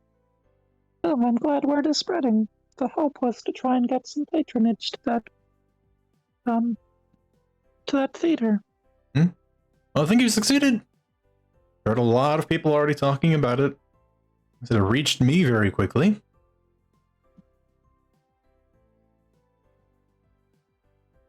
Well, to be honest, you have a bit of a growing reputation in the city. Yeah, Martel smiles. Well, hopefully for the right reasons. For your talents. So hopefully that's what you were aiming for. She nods. There was a rather ambitious advertising campaign that I did before. It's not what I'd like to be known for, but it was fun. Well, if it makes you feel any better, it didn't reach my ears. But I'm sure some digging might pull it up, so as long as you're not ashamed or embarrassed about it, then I don't think it matters. Not at all. I just got in a little bit of trouble.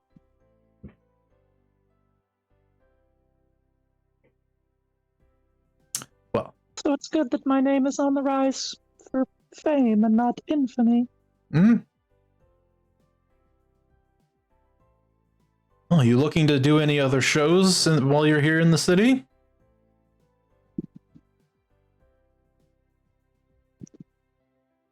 I am not sure.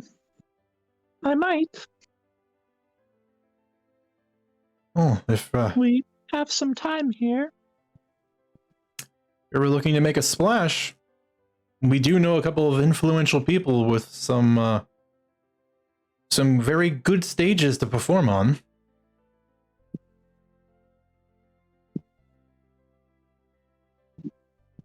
If you ever wanted to do an underwater ballet, we do know the owner of the Octopus Arena. He's always looking for good talent. Yeah, Martel's eyes light up. Oh, that would be lovely. I've always wanted to do that. Well, I've always wanted to perform at the Choral Theater, but it's a bit of a big venue. Oh, we also know the owner of that one as well. My wife does get around, meet a lot of people. Martel's like pretty genuinely like fangirling at the moment. You know the owner of the Coral Theater? We do. We go there quite frequently, actually. My wife has a private box reserved, which, if you can imagine, is very pricey. And yeah, we could put in a good word for you if you'd like. I mean, I've seen enough of your shows and heard people talk well enough that I feel like that's not really threatening our reputation. Not that it's perhaps the most glowing recommendation in the world, now that I really think about what we do for a living. Yeah, Martel's just like grinning ear to ear, which is rare for her. Having a huge smile like that. Oh, that would be... And then she just kind of stops herself. And just, Maybe we'll just start with the Octopus Theater. I do not want to get ahead of myself. Well, you do realize, perhaps to your credit, you have done a show at the Proving Grounds, and if you were to also then do one at one of the world's largest octopus arenas, you would probably be more than adequate enough to get a spot at the Coral Theater. You understand? Maybe just give yourself a little bit more credit. yeah, Martel's looks pretty bashful as she goes. Well, it's been a dream of mine for a long time, and I've, one of those silly dreams that you never think could actually happen. I was not a performer before.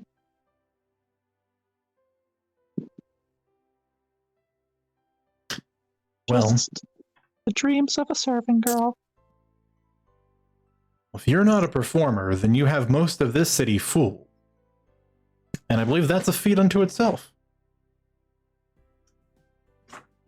When you feel like you are worthy enough, I'm sure I can convince my wife for us to be your benefactor to have a play hosted at the Coral Theater.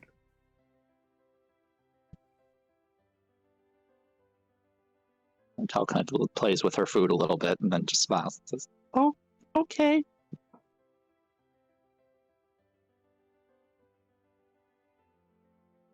Now. Thank you. That would be wonderful. Well, you have been a good friend to Lithian, and I've clearly been listening to the escapades you've been participating in. And I'll be honest with you, if Lithian trusts in you and she believes in you, well, I have no reason not to do the same. And, well, let's also be honest with ourselves. A lot of our wealth comes from perhaps some ill-gotten businesses and concepts. So again, my wife does all the business running, and while I don't always agree with everything, we do our best to not actually bring cataclysmic harm to the world. But we have way more wealth than we will probably ever need. So spending it to leave perhaps a happier, better mark on the world, such as helping someone's dreams come true, and he offers a very genuine smile, well, that seems like it's worth it.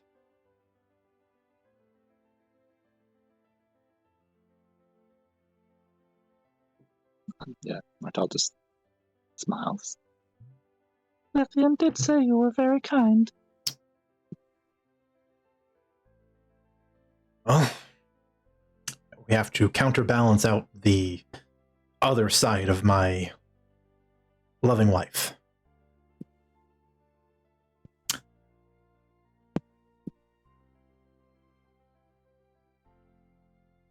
Oh, what do you all have planned to do in the city? You still have some time here, from my understanding. What have you planned? There's a lot to do here. Well, there's somewhere I want to go in the 4th district. I imagine there's probably plenty of trouble we can get up to there or on the Mhm. way. You're in Gellian. It's very easy to get in trouble anywhere. Yes, I know. I did it a lot. I know. Well, I guess it really depends on what kind of trouble you want to get into. Turn over enough rocks, you're bound to find something interesting. You stick around long enough, the Circlehead Ular's gambling tournament is coming up. Feel like trying to gamble your way into winning several, million gold pieces? Well,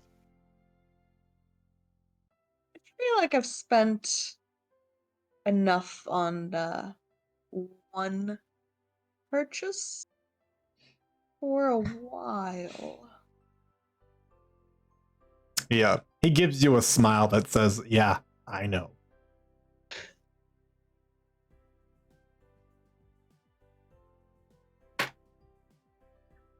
Yeah, Martel kind of just rolls her coin across her fingers a couple of times. Well, might be a bit of cheating if I were to enter. I think it's allowed as long as you're not caught. I feel like that's how cheating works all the time. Yeah, she just kind of puts, like, sleight of hands the coin back into her bag. Well, I also have a bit of insider information that might not be the best time for receiving good luck. A lot more bad luck out there in the world at the moment.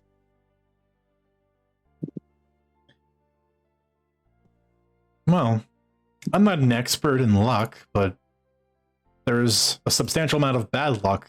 There has to be an equal amount of good luck somewhere, or perhaps would fall on a blessed player in the tournament. At least one would hope. See, this kind of influence from you is why I get into trouble. Well, did you think you got your mischievous side from your mother? No. No, I did Of not. course not.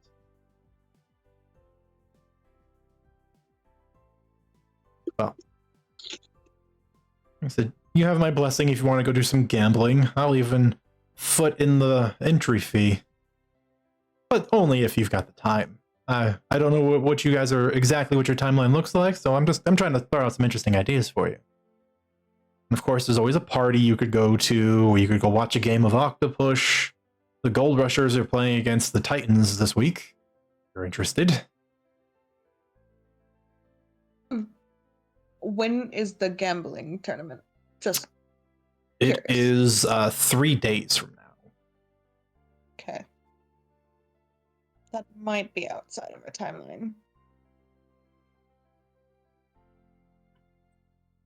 Yeah, Martel kind of. Oh, the Gold Rushers, how are they doing this season?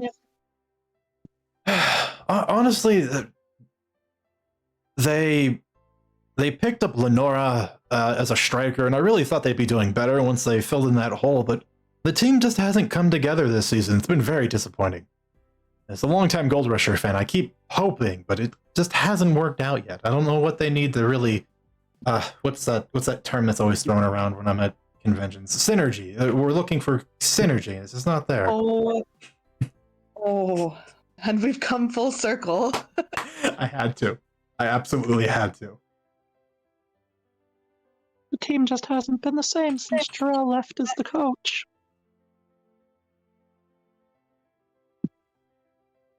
I don't know what it's going to take. But the Titans also haven't had a great season, so I'm hoping with a little bit of good luck, maybe that's where it's going to go, that they can pull out a W this week. I'd be very excited for that.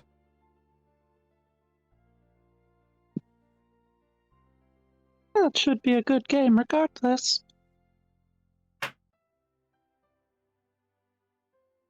Well, I mean, let's see. Other than the game and the gambling tournament, I mean, there's no shortage of parties to go attend. I know there is, from one of the various contacts that likes to feed me information, for me to keep an eye on you, Lithian. There's a fighting ring that's currently happening, a tournament, if you will. That is actually going on tomorrow. So, I mean, if you really are looking to, keep yourself occupied, there's always that. Which one is that? The Shattered Mirror.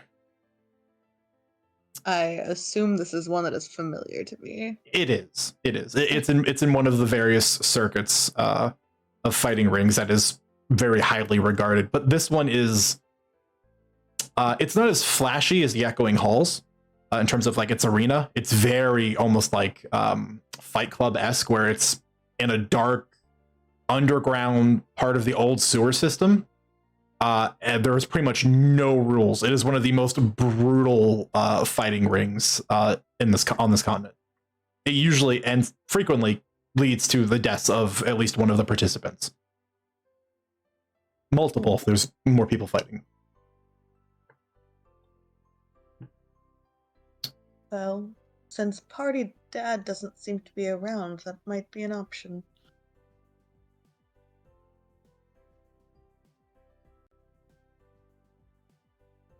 Oh yes, has anybody heard from Hasvard or Tajira? Yes. Actually, one of the servants brought me this, and Virion reaches into his pockets, one of his pants pockets, and he pulls out a folded up piece of parchment. This was in Hasvard's room this morning. I'm assuming this was his. He just kind of passes it along the table. Dane will pick it up with a mage hand and bring it over. Made mention of needing to part ways to do work for his mistress. Said he would be back soon.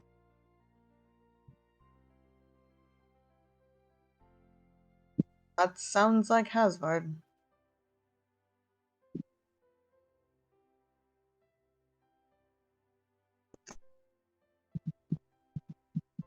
I'm going to take a stab in the dark and say, actually, I just realized I just made a pun, given where I was going with this, that he is affiliated with Rattree, and he doesn't have and Virion raises his hands and does an air quote, mistress in the city that he's just going off to see.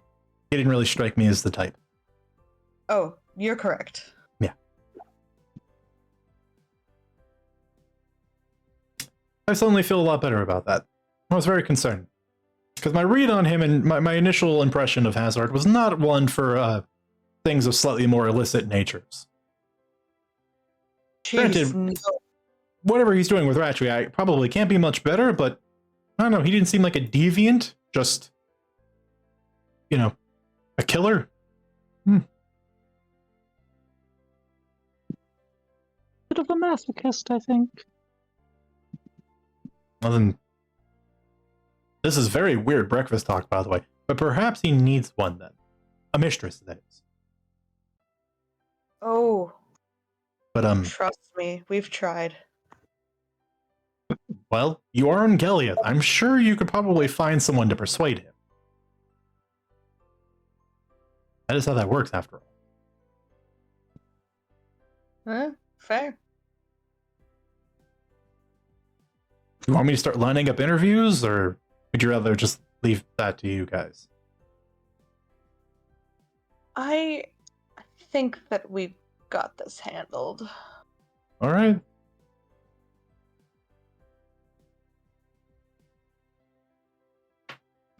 Yeah.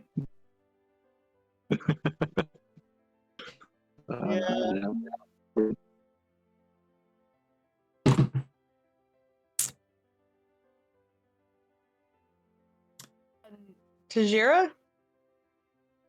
That I don't have anything on. People went into their room this morning. Nowhere to be seen. Well, she's always been odd and distant. Maybe we give her a day before worrying? Dane will, from behind his book, set it down, doing some casual reading and eating. I can always send it to Jira magically and see what sort of response I can get. That would help, too. Very well. He sets his book down, raises his hand in the air, writes a couple of arcane sigils with his fingertip, and then you watch his eyes flash. You can see his lips move as he sends out a very simple message. It's quite literally less than 7 words. Like, hello, this is Dane. Where are you, Tajira? Regards. And there's a moment where you see him pause, the distant stare of getting a response. And then a slow nod. And then he just kind of comes back to, well, seems both of your compatriots have been called away for something. Tajira alleges, and this doesn't sound good, that several voices have convinced her to go into the murk to find about a truth that will prevent you from being betrayed. She said you would know what that meant. Oh, Martel kind of slowly nods. That is concerning, but I do know what she means.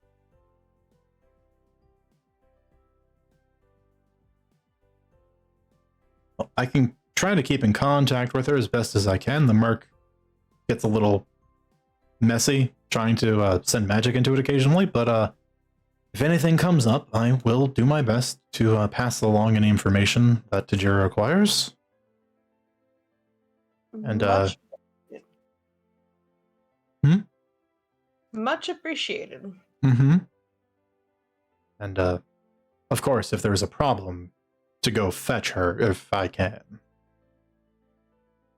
I would much rather not. I have to.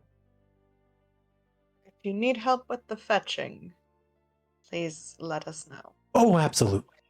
Mm-hmm. I definitely do not plan on going to the Merc alone if I ever willfully go there.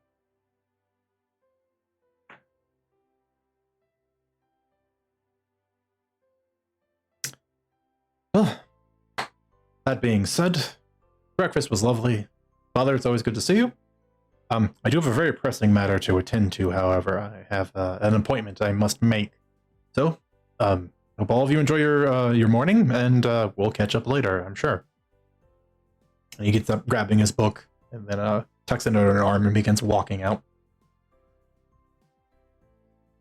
Off to Dane, wherever he does. Doing Dane stuff. That's him.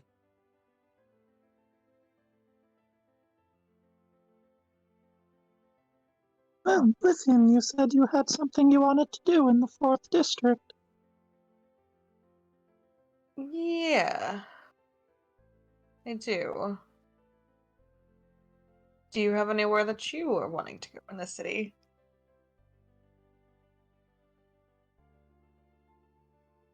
I mean, Martel clearly hesitates, but then she shakes her head. No, nothing pressing. Allow me to... kind of glares at you. I'm just going to addendum something real fast.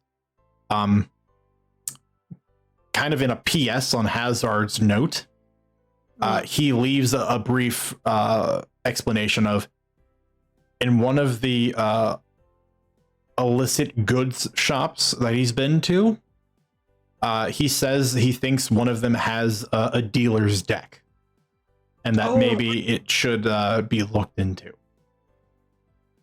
Oh, yeah. I can't believe I forgot about that. I did too, until just then. I remembered it, but I forgot that we didn't all know about it. Mm-hmm. Yeah, it's just there as a reminder. You know, P.S. That's a thing. Martel kind of frowns at that. Well, that is concerning.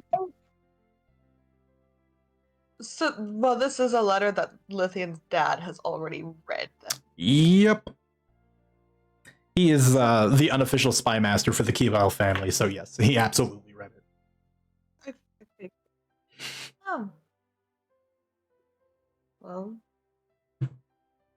we should do something about that. I'm certain that I can't afford their asking price. Daughter, is that a not too subtle nod to me? Don't tell me that you weren't already thinking about it. Well, I was. However, I can't just... Me, Varian Kirel, can't just walk in there. Yes. I have a reputation.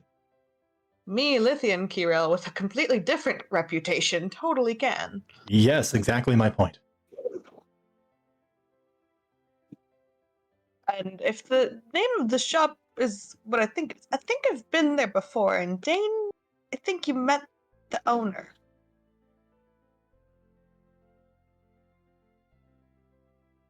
You say speaking to the empty chair?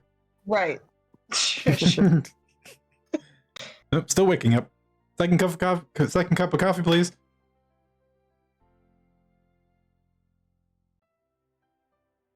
Yeah, Martel just kind of frowns at everybody at the table. And Just be careful. The dealer's deck is going to cost more than the money you spend on it.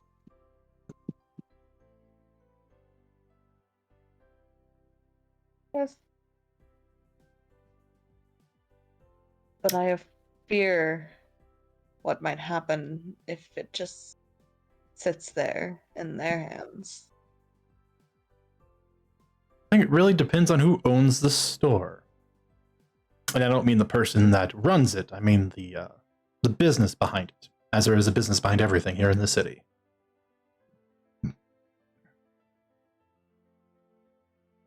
But it's worth it can't possibly fall into worse hands than whoever's hands it was taken from. True. That is a fair point.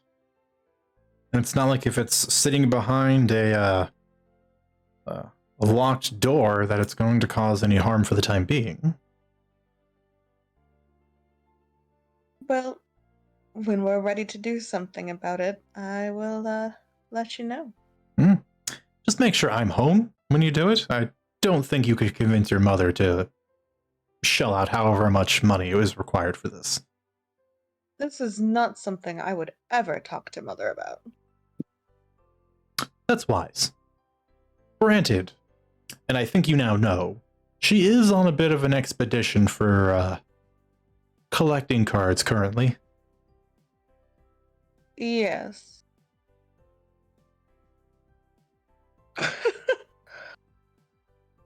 I'm sorry. Outside my window at the moment, there are people in the Dicks across the street blasting Low by Flo Rida and like screaming along to it. pardon? It's Not something. helping the mood. No, I bet that doesn't really help at all.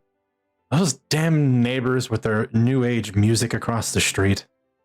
Your mother's gonna have them executed one of these days, I swear it. Oh, she said that for hundreds of years. At this point, we're just waiting for them to die off.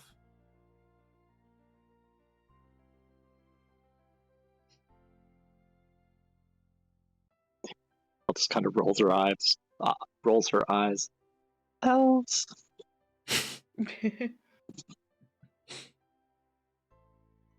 Lithian kind of gives you a side eye of like yeah, you don't know how long you live. Okay.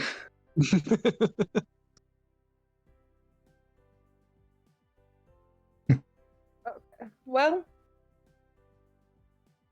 I guess we can at least check out the place, make sure it is where I'm thinking of that has the dealer's deck. The note did say Lithian would know where to find it. Okay. To confirm your suspicions. Well, maybe we can just have a little fun today. Well, The others are out.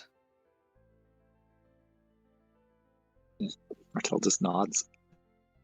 I've drawn the eye of chaos enough for one lifetime. You want to go to an extremely opulent district? Yes, that would be lovely.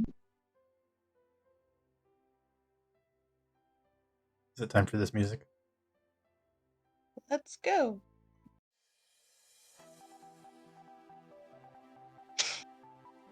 Martel get up from her chair. Curtsy to Lithian's father. You've said his name like 20 times. Virian. Virian. Curtsies to Virian. Thank you for breakfast. It was lovely speaking to you. As always, don't be a stranger. We'll give a nice big hug. Mm-hmm. There's never a shortage of affection. Okay. Well, be kind, and if you can't afford to do that, be crazy. Have a fun time.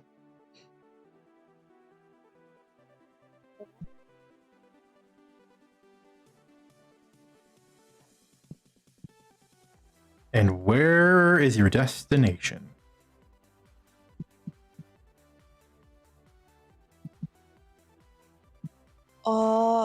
The 4th district somewhere, given that it's probably a little too early for my actual desired destination. To go for lunch? That's true, but we literally just ate breakfast. No, that's what I'm saying. Like, it would be very weird to go like, oh, we just finished breakfast. Let's go to a restaurant. Yeah, exactly. But I'm sure that there are other things to do. Oh, absolutely. Again, the 4th district is a state of fashion, right? Yeah, Yeah. they are the capital of fashion, restaurant, and opulence. Like, this is the place rich people go to be seen and to spend money. Lots of shopping opportunities for the 2 most fashionable party members. Yeah. Mm-hmm. Yeah.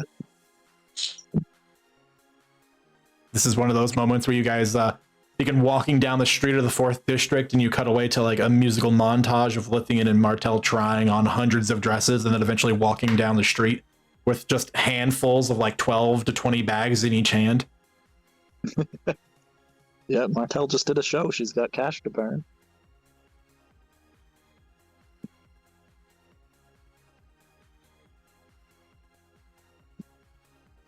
So is that what's going on? You guys are just gonna go do a bunch of clothes shopping for a couple of hours?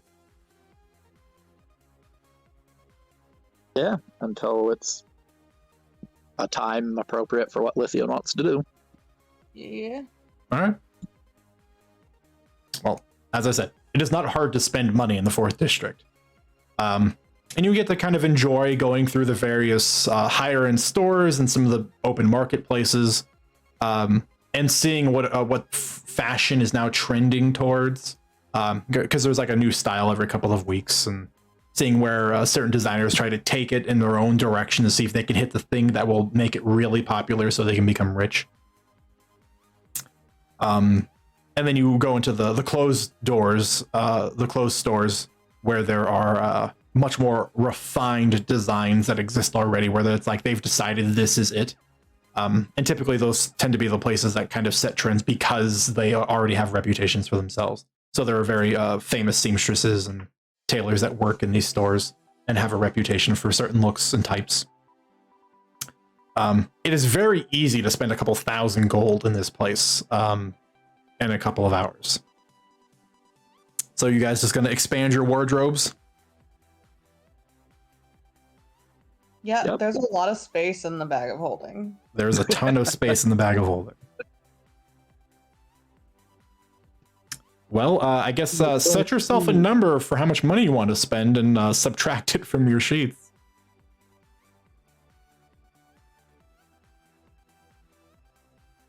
And then if you want to decide if there are any particular items of clothing or accessories you'd like to speak out loud about, you're more than welcome to.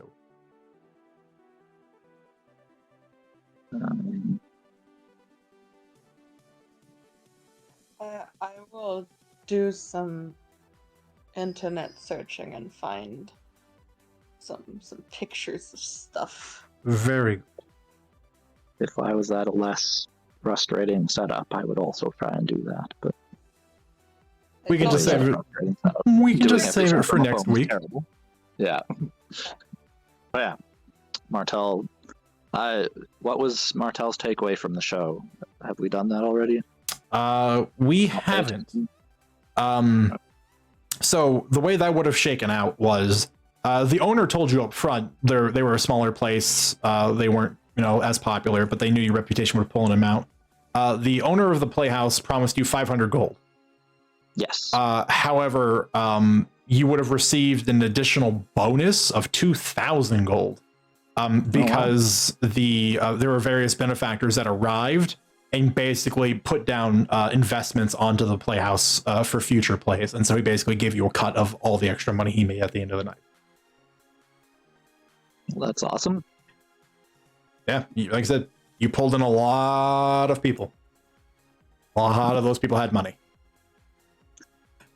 Yes, Martell spending about 2,000 gold on some outfits. That's how you know you're a high-level character, when you can just spend 10,000 gold on outfits. Yeah. I just wanted to make sure someone wasn't out there being murdered, so... No. No, we don't want that. I realize, because I opened the window... My dear, we're still playing. Oh, I didn't know that, I'm sorry. Whoops! Come back in 15 minutes.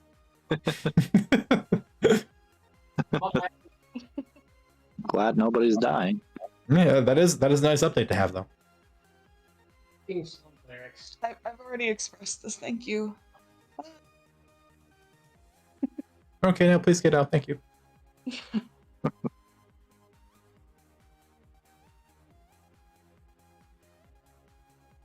Okay, like I said, next week we'll have you guys go through a little fashion montage of various things that you've managed to find, and I'll do some descripting for all your purchases you make. Just realize you're spending, Martell has a limit for herself. She's got 2,000 gold she can burn. Lithian, I don't know how crazy she's gonna go, but figure out some nice things, and we'll fulfill the image, the fantasy of you guys literally walking away with like 30 bags between the two of you. Yay! Cool. But like I said, not hard to spend several hours in this district, up until the point that you guys have sufficiently worked up, and if the other half of you could actually be hungry, an appetite.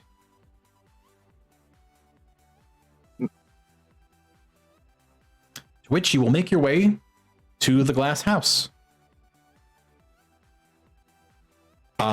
It is busy. The entire restaurant is completely an open floor plan. Half of it is outside. Even during this time of year where it is cooler and occasionally snowing, there is a very large awning that currently shelters most of the space. Despite that, many diners are still outside because it is fashionable to be seen wearing your new purchases and new trends out in public. So a lot of people prefer to sit outside more so than inside, even when the weather is not hospitable. However, it doesn't take long, and doesn't take too much finagling and some name announcing to get yourself a table. Do you want to sit inside or outside? Inside. Okay. Yeah. All right. A bubbly half-elven woman will take you to a very nice table that is on a slightly lifted part of the floor on the interior that gives you a better view of the entire restaurant. You can see off to the far back left side where there's just this large cutout of the stone wall where there is the kitchen staff working away. And the smells of this place are they're absolutely filled with just this wide array of very potent spices. The Glass House is a dwarven restaurant, which takes heavy inspiration in its culture from Indian and Indian cuisine. So you're getting a lot of things like curry and all of the various spices that are used to create different types of curry from different provinces, if you will. And like I said, the place is busy. They have a total occupancy for about 100 people. You're probably looking at, there's probably about 95 people here. It's packed. But it doesn't take you too long for someone to come to your table. This fine gentleman is a pale, green-skinned Forbana, a tiefling, if you will. Comes up, curled horns that are a bit smaller and tucked behind the ears, a nice, slightly fanged smile, and these unusual green-yellow eyes. Comes up, finely dressed, and leans over to the table. And what could I get for you this fine afternoon? Something to warm you up, perhaps? Whatever the chef recommends today. Very well. And what for you, miss? Does that, cause like, I don't know, fantasy settings and stuff, does it have like a menu Yeah, there is a menu. that Martel's looking at? Okay, the Martel's just like, A dessert menu for me, please. He doesn't like give any sort of reaction or anything. He just nods. We'll take one of the menus. Will vanish quickly and produce a dessert menu for you. Smaller, a bit more condensed. And then he just says, I'll be back in a moment to give you a chance to deliberate and consider what you want, and I will go alert the chef to your request. And he will do a polite half bow and then kind of vanish back off into the crowd. Lot of fine choices here. A lot of jellied fruits. There is a yogurt-based fried dough that is soaked in a honey syrup, which can also be paired with any of the various aforementioned jellied fruits. It's highlighted as one of their more popular items.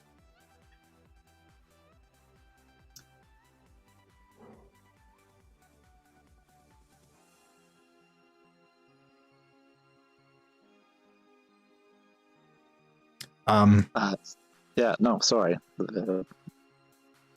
Kayla distracted me and made me laugh. Me too.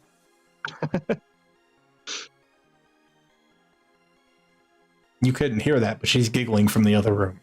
it was good. Yeah, no, Martel will order like 3 or 4 things from the menu. Yeah, the server returns. Has a moment where he's a little bit surprised, but again, he does a very good job of kind of keeping the polite poker face for customer service and takes your order. Drinks? Any drink preferences?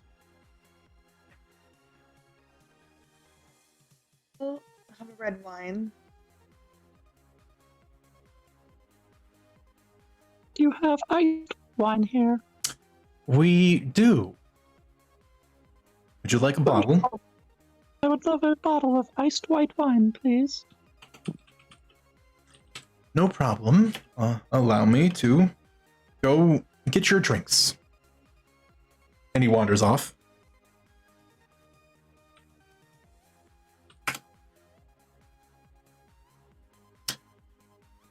It isn't long before he returns with a small cart, very small. It's almost kind of comical. He carries it over and then he unfolds legs, and it stands next to your table at the exact same height. And there are inserts for both of your wines where the bottles are respectively resting in ice. And he pours the glasses leaving the bottles in their place, and then sets the glasses in front of you. Your food will be along shortly. The dessert for the preparation will take slightly longer, but I'll be bringing out to you each plate as it is prepared. As for yours, would you like to know? And then he has a moment where he kind of stops, and then he kind of smirks. Would you like to know, Miss Keyrell, what your order is, or would you rather wait for it to arrive? Sure, I'd like to know. Okay. The head chef has elected to create for you a mutton curry with a slightly more aggressive spice profile than normal.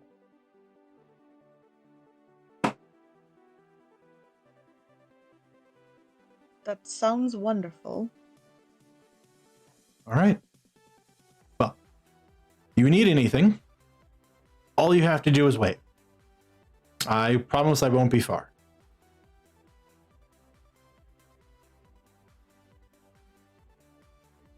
And as before, he kind of vanishes into the crowd. You see him quickly hopping between tables, as a server is often wont to do.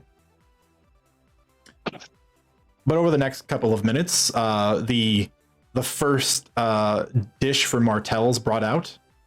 It's a layer parfait of fruit and fresh berries from local farms. Very light start off for your meal. And then things kind of come in waves after that. And by Martell's second dish, which is a basil and mint ice cream, Lithian, your curry arrives. And it is brought with fried flatbread, sides of rice, and like a whole accompaniment of additional things to add to it, such as yogurt. I guess it's a white curry. I forgot the actual name. I know Kayla could yell it at me from the other room. But it's a yogurt. It's a yogurt-based sauce with ground cucumber, mint, and dill. And it is not tzatziki. I know it's not tzatziki. Yeah. No, I was just saying that for anyone else who might be thinking. Right, that sounds correct. I'm less familiar with the names of curries, but damn, do I love Indian food, and now I'm hungry. Thank you. You're welcome. I assume that it tastes wonderful. It does. And while it is quite spicy, it doesn't overwhelm any of the other flavors. Like, it's very finely layered, and you can taste all the individual spices. The mutton itself is a little gamey, but very tender, and pairs very well between the curry and the red wine choice you have.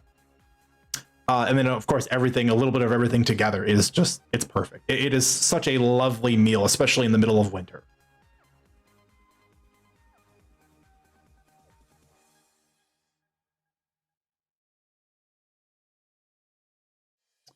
And then, of course, Martell's main course of jellied fruits and fried yogurt pastries covered in honey arrives as well. And it's a bit of a larger portion. You can tell they're sort of like planning out like a multi-tiered meal for Martell. And you can kind of tell, as you guys are sort of sitting there on what you consider your main courses, you can kind of see there are occasional people that are looking in your direction. And contrary to what sometimes it feels like, where people are whispering about you and they're kind of doing the illicit, like trying to cover their mouths and look away and avoid eye contact, like you can tell they're admiring.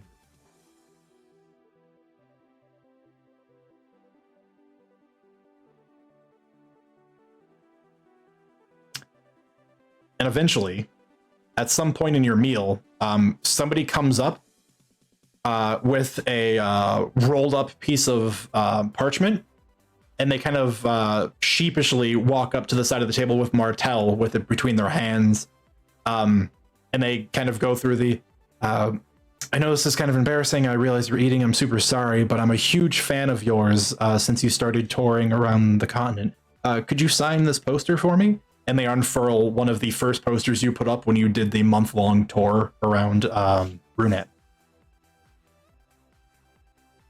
Yeah, Martell smile and she'll sign the poster and kiss them on the cheek.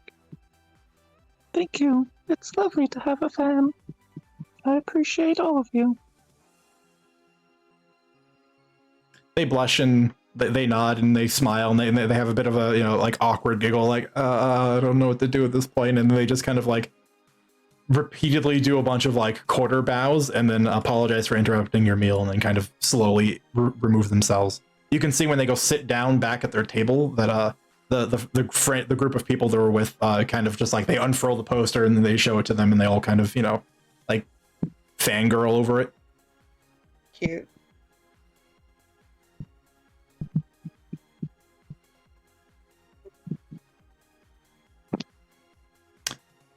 As you're getting closer to the end of the meal, the last dish from Martell comes out. Except it is not your server that is carrying it. This time, it is a nearly midnight black-skinned elven woman who has freckles that cover her skin from head to toe, near as you can see through the chef's jacket, that are silver and sparkly. Currently has tied back into a thick braid silver hair with a cap that's sort of tied around to restrain the rest of her hair from going loose. The bright, almost glowing star-like eyes kind of regard both of you at the table with a bit of a cautious smirk as she sits down two small trays in front of you of what look like half circle green translucent jellied jellies of some kind filled with small little black pearls, and then there's a drizzling of a bright red sauce over top, and there's a couple sprigs of mint off to the side. It's very beautifully prepared. It looks very much like a palate cleanser. And then she has a moment where she just sort of politely sets them down and then looks between the two of you. Well, it's funny.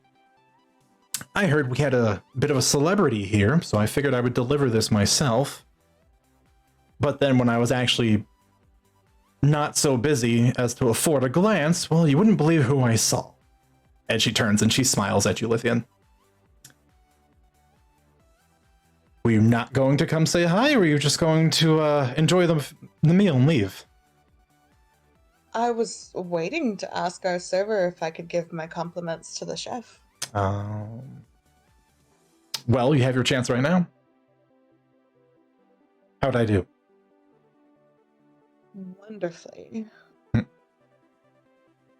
Some of the best, if not the best curry I've ever had. Well, that is very high praise. And I do work for a very staunch dwarven man, so that's a good thing. I think he would fire me if people weren't saying I was making the best curry they've ever tasted. I'm more than happy to give my compliments to him if you need. Well, if you just write him a letter, I'm sure he would be more than pleased to hear that. He's not here. He's barely ever here. As owners of restaurants frequently aren't. Yeah. We'll make sure to attach my family seal to it. Well, that would be appreciated. That being said, I mean, I'm not surprised to see you, but I'm surprised to see you. How's life been since I saw you last? How long has it been since we were in Gellian's lab? Well, I mean, heck, you met Sarah. Did you meet Sarah at Mock? Yes. When you met Percy for the first time? I have to go check my notes real quick. It's been a minute. Thank you, Record Keeper.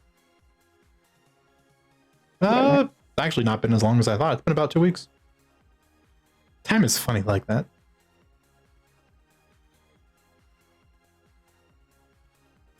Well, in that case, she'll just kind of look at her and go, "You wouldn't believe me if I told you."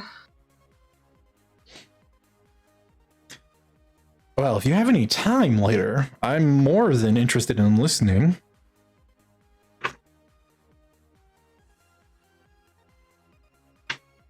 When are you done here? Well, I work up until dinner, so I'll be off, and she stops and kind of looks outside. I'll be finished in about 4 hours.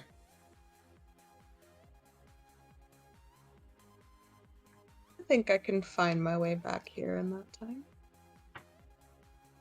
Certainly hope so.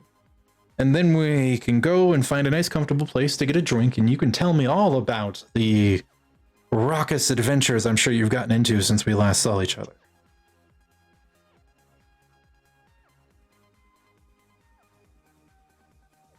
You'll have to remind me what all I told you before, because it's it's been a lot. Suffice it to say, it's been interesting. Well, you were a little guarded last time, so perhaps a couple of drinks first, and then you can perhaps fill me in a little bit better. We'll catch up. But that being said, if I stay out of the kitchen for too long, it'll fall into chaos. Oh, please enjoy your desserts. It was a pleasure seeing you again, Lithian. And Martel, thank you for being a patron here.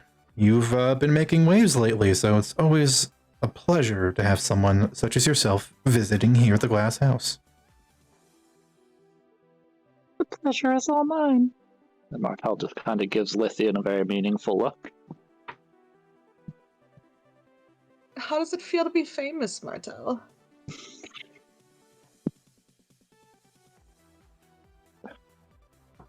Oh, he just kind of shrugs. Suppose it feels okay. You'd have a better experience with it. Well, yes. But I'm used to getting recognized. This is... I mean, I know you know a lot of people, but this is different.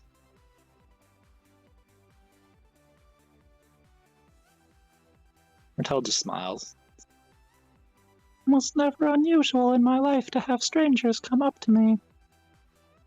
Usually men, not always. It's nice for people to admire me for something other than my looks. There's a lot to admire.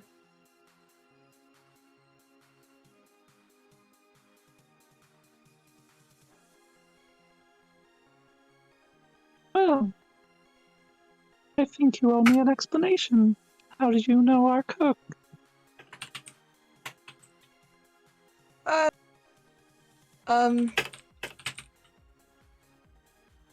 The time and, the quick traveling we have been doing stretches time weirdly. The last time we were in Gellian, I think it was the last time we were in Gellian. When we went to that in the 9th district, I met her at a bar there. We talked. She told me where she worked. Yeah. That's how that ended. Martel just kind of leans over her dessert and smiles and says, She's lovely. Yes. She is. Lithian is visibly uncomfortable. All according to plan. Yeah, Martel just smile and lean back. Say, Well, it was a good choice of restaurant. I think we may have both gotten what we wanted here. Oh yeah? Well, at least I've got some time to kill.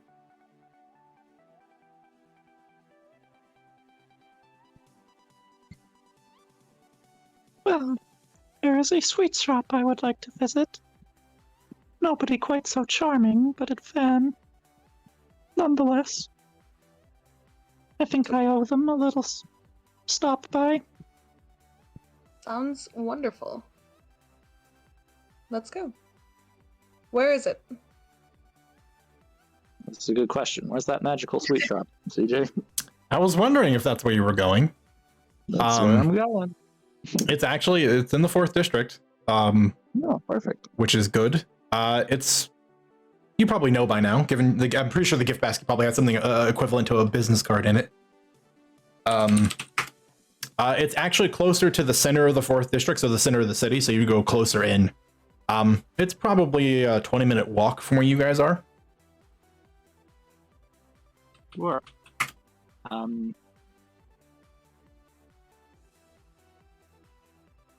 I don't mean to be a super stickler on time, but Yeah, I know, we're there. I have a a neighbor, and I would like to be polite to them. I understand. Talk, right? Well, I guess you guys will be heading to the candy shop next week. Yeah. Which is good, because it'll give me a chance to find where on earth the PDF of magical candy is. And for the record, it's like one of the best pieces of homebrew content I think I've ever stumbled upon. So I'm very excited for you to go there. They even gave an NPC that runs the store, which is great. Awesome. Yeah. So all right. Yeah. I like rediscovered the list of magic candies towards the end of our journey through snow, and I was like, some of these candies would have been so helpful. They would have been. I think there's actually just a legit candy in there that makes someone fly. Yeah, there's some that make it fly, there's some that makes climbing easier, there's candies for a lot of different stuff that would have been really helpful if I hadn't completely forgotten until, again, towards the end of the journey. I was actually literally just thinking about this the other day, going like, what happened to those candies? I wonder if Ben's forgotten about them. I had, like I rediscovered them like right after the Hammer of Amaron safely arrived, and I was like, oh man, feel like such a fool. Okay, well, I guess I hope you guys had fun. Like I said, it was very laid back and very freeform and kind of just doing whatever felt right. I'm glad you guys did take the opportunity to do just like some actual casual role playing, because you didn't feel like there was pressure from having everyone here to try to stay on track to like a story thing. That feels nice sometimes to just not feel like you're under the bullet for something. Yeah, not feel like you're taking up the whole 3 hours. Or... Yeah. I certainly enjoyed myself Yes. a lot. And like you said, it was fun to have some like casual role playing, because we don't, like you said, we're always a bit conscious of the fact that other people are there, and we don't want to just, sit around and chit chat. It's fun to do, and I'm happy that we got a chance. Yeah. So, like I said, thanks for hanging out, chat. Love you guys. Yeah, and also, of course, worth doing this. So first of all, session 150. Hey, that's crazy. But also, hey, thanks to you, Hargy, Kyle too. Unfortunately, there was a Kyle here before you, who subscribed for 6 months in advance. That's really cool. Thanks, man. I really appreciate the dedication and support. You're a legend. Yeah, and you're also just a really great friend. So you're not here in the room, so I can embarrass you without being here. But you're a really great friend, and I'm glad that I've met you, and that we're doing D&D things together. But yeah, that's it from us. All of September is going to be a lot more Martell and Lithine shenanigans until I hear otherwise from the other players. So maybe extending a little bit into October. We'll see. But until next time, if you can do nothing else, make good choices. Good night, everybody. Bye.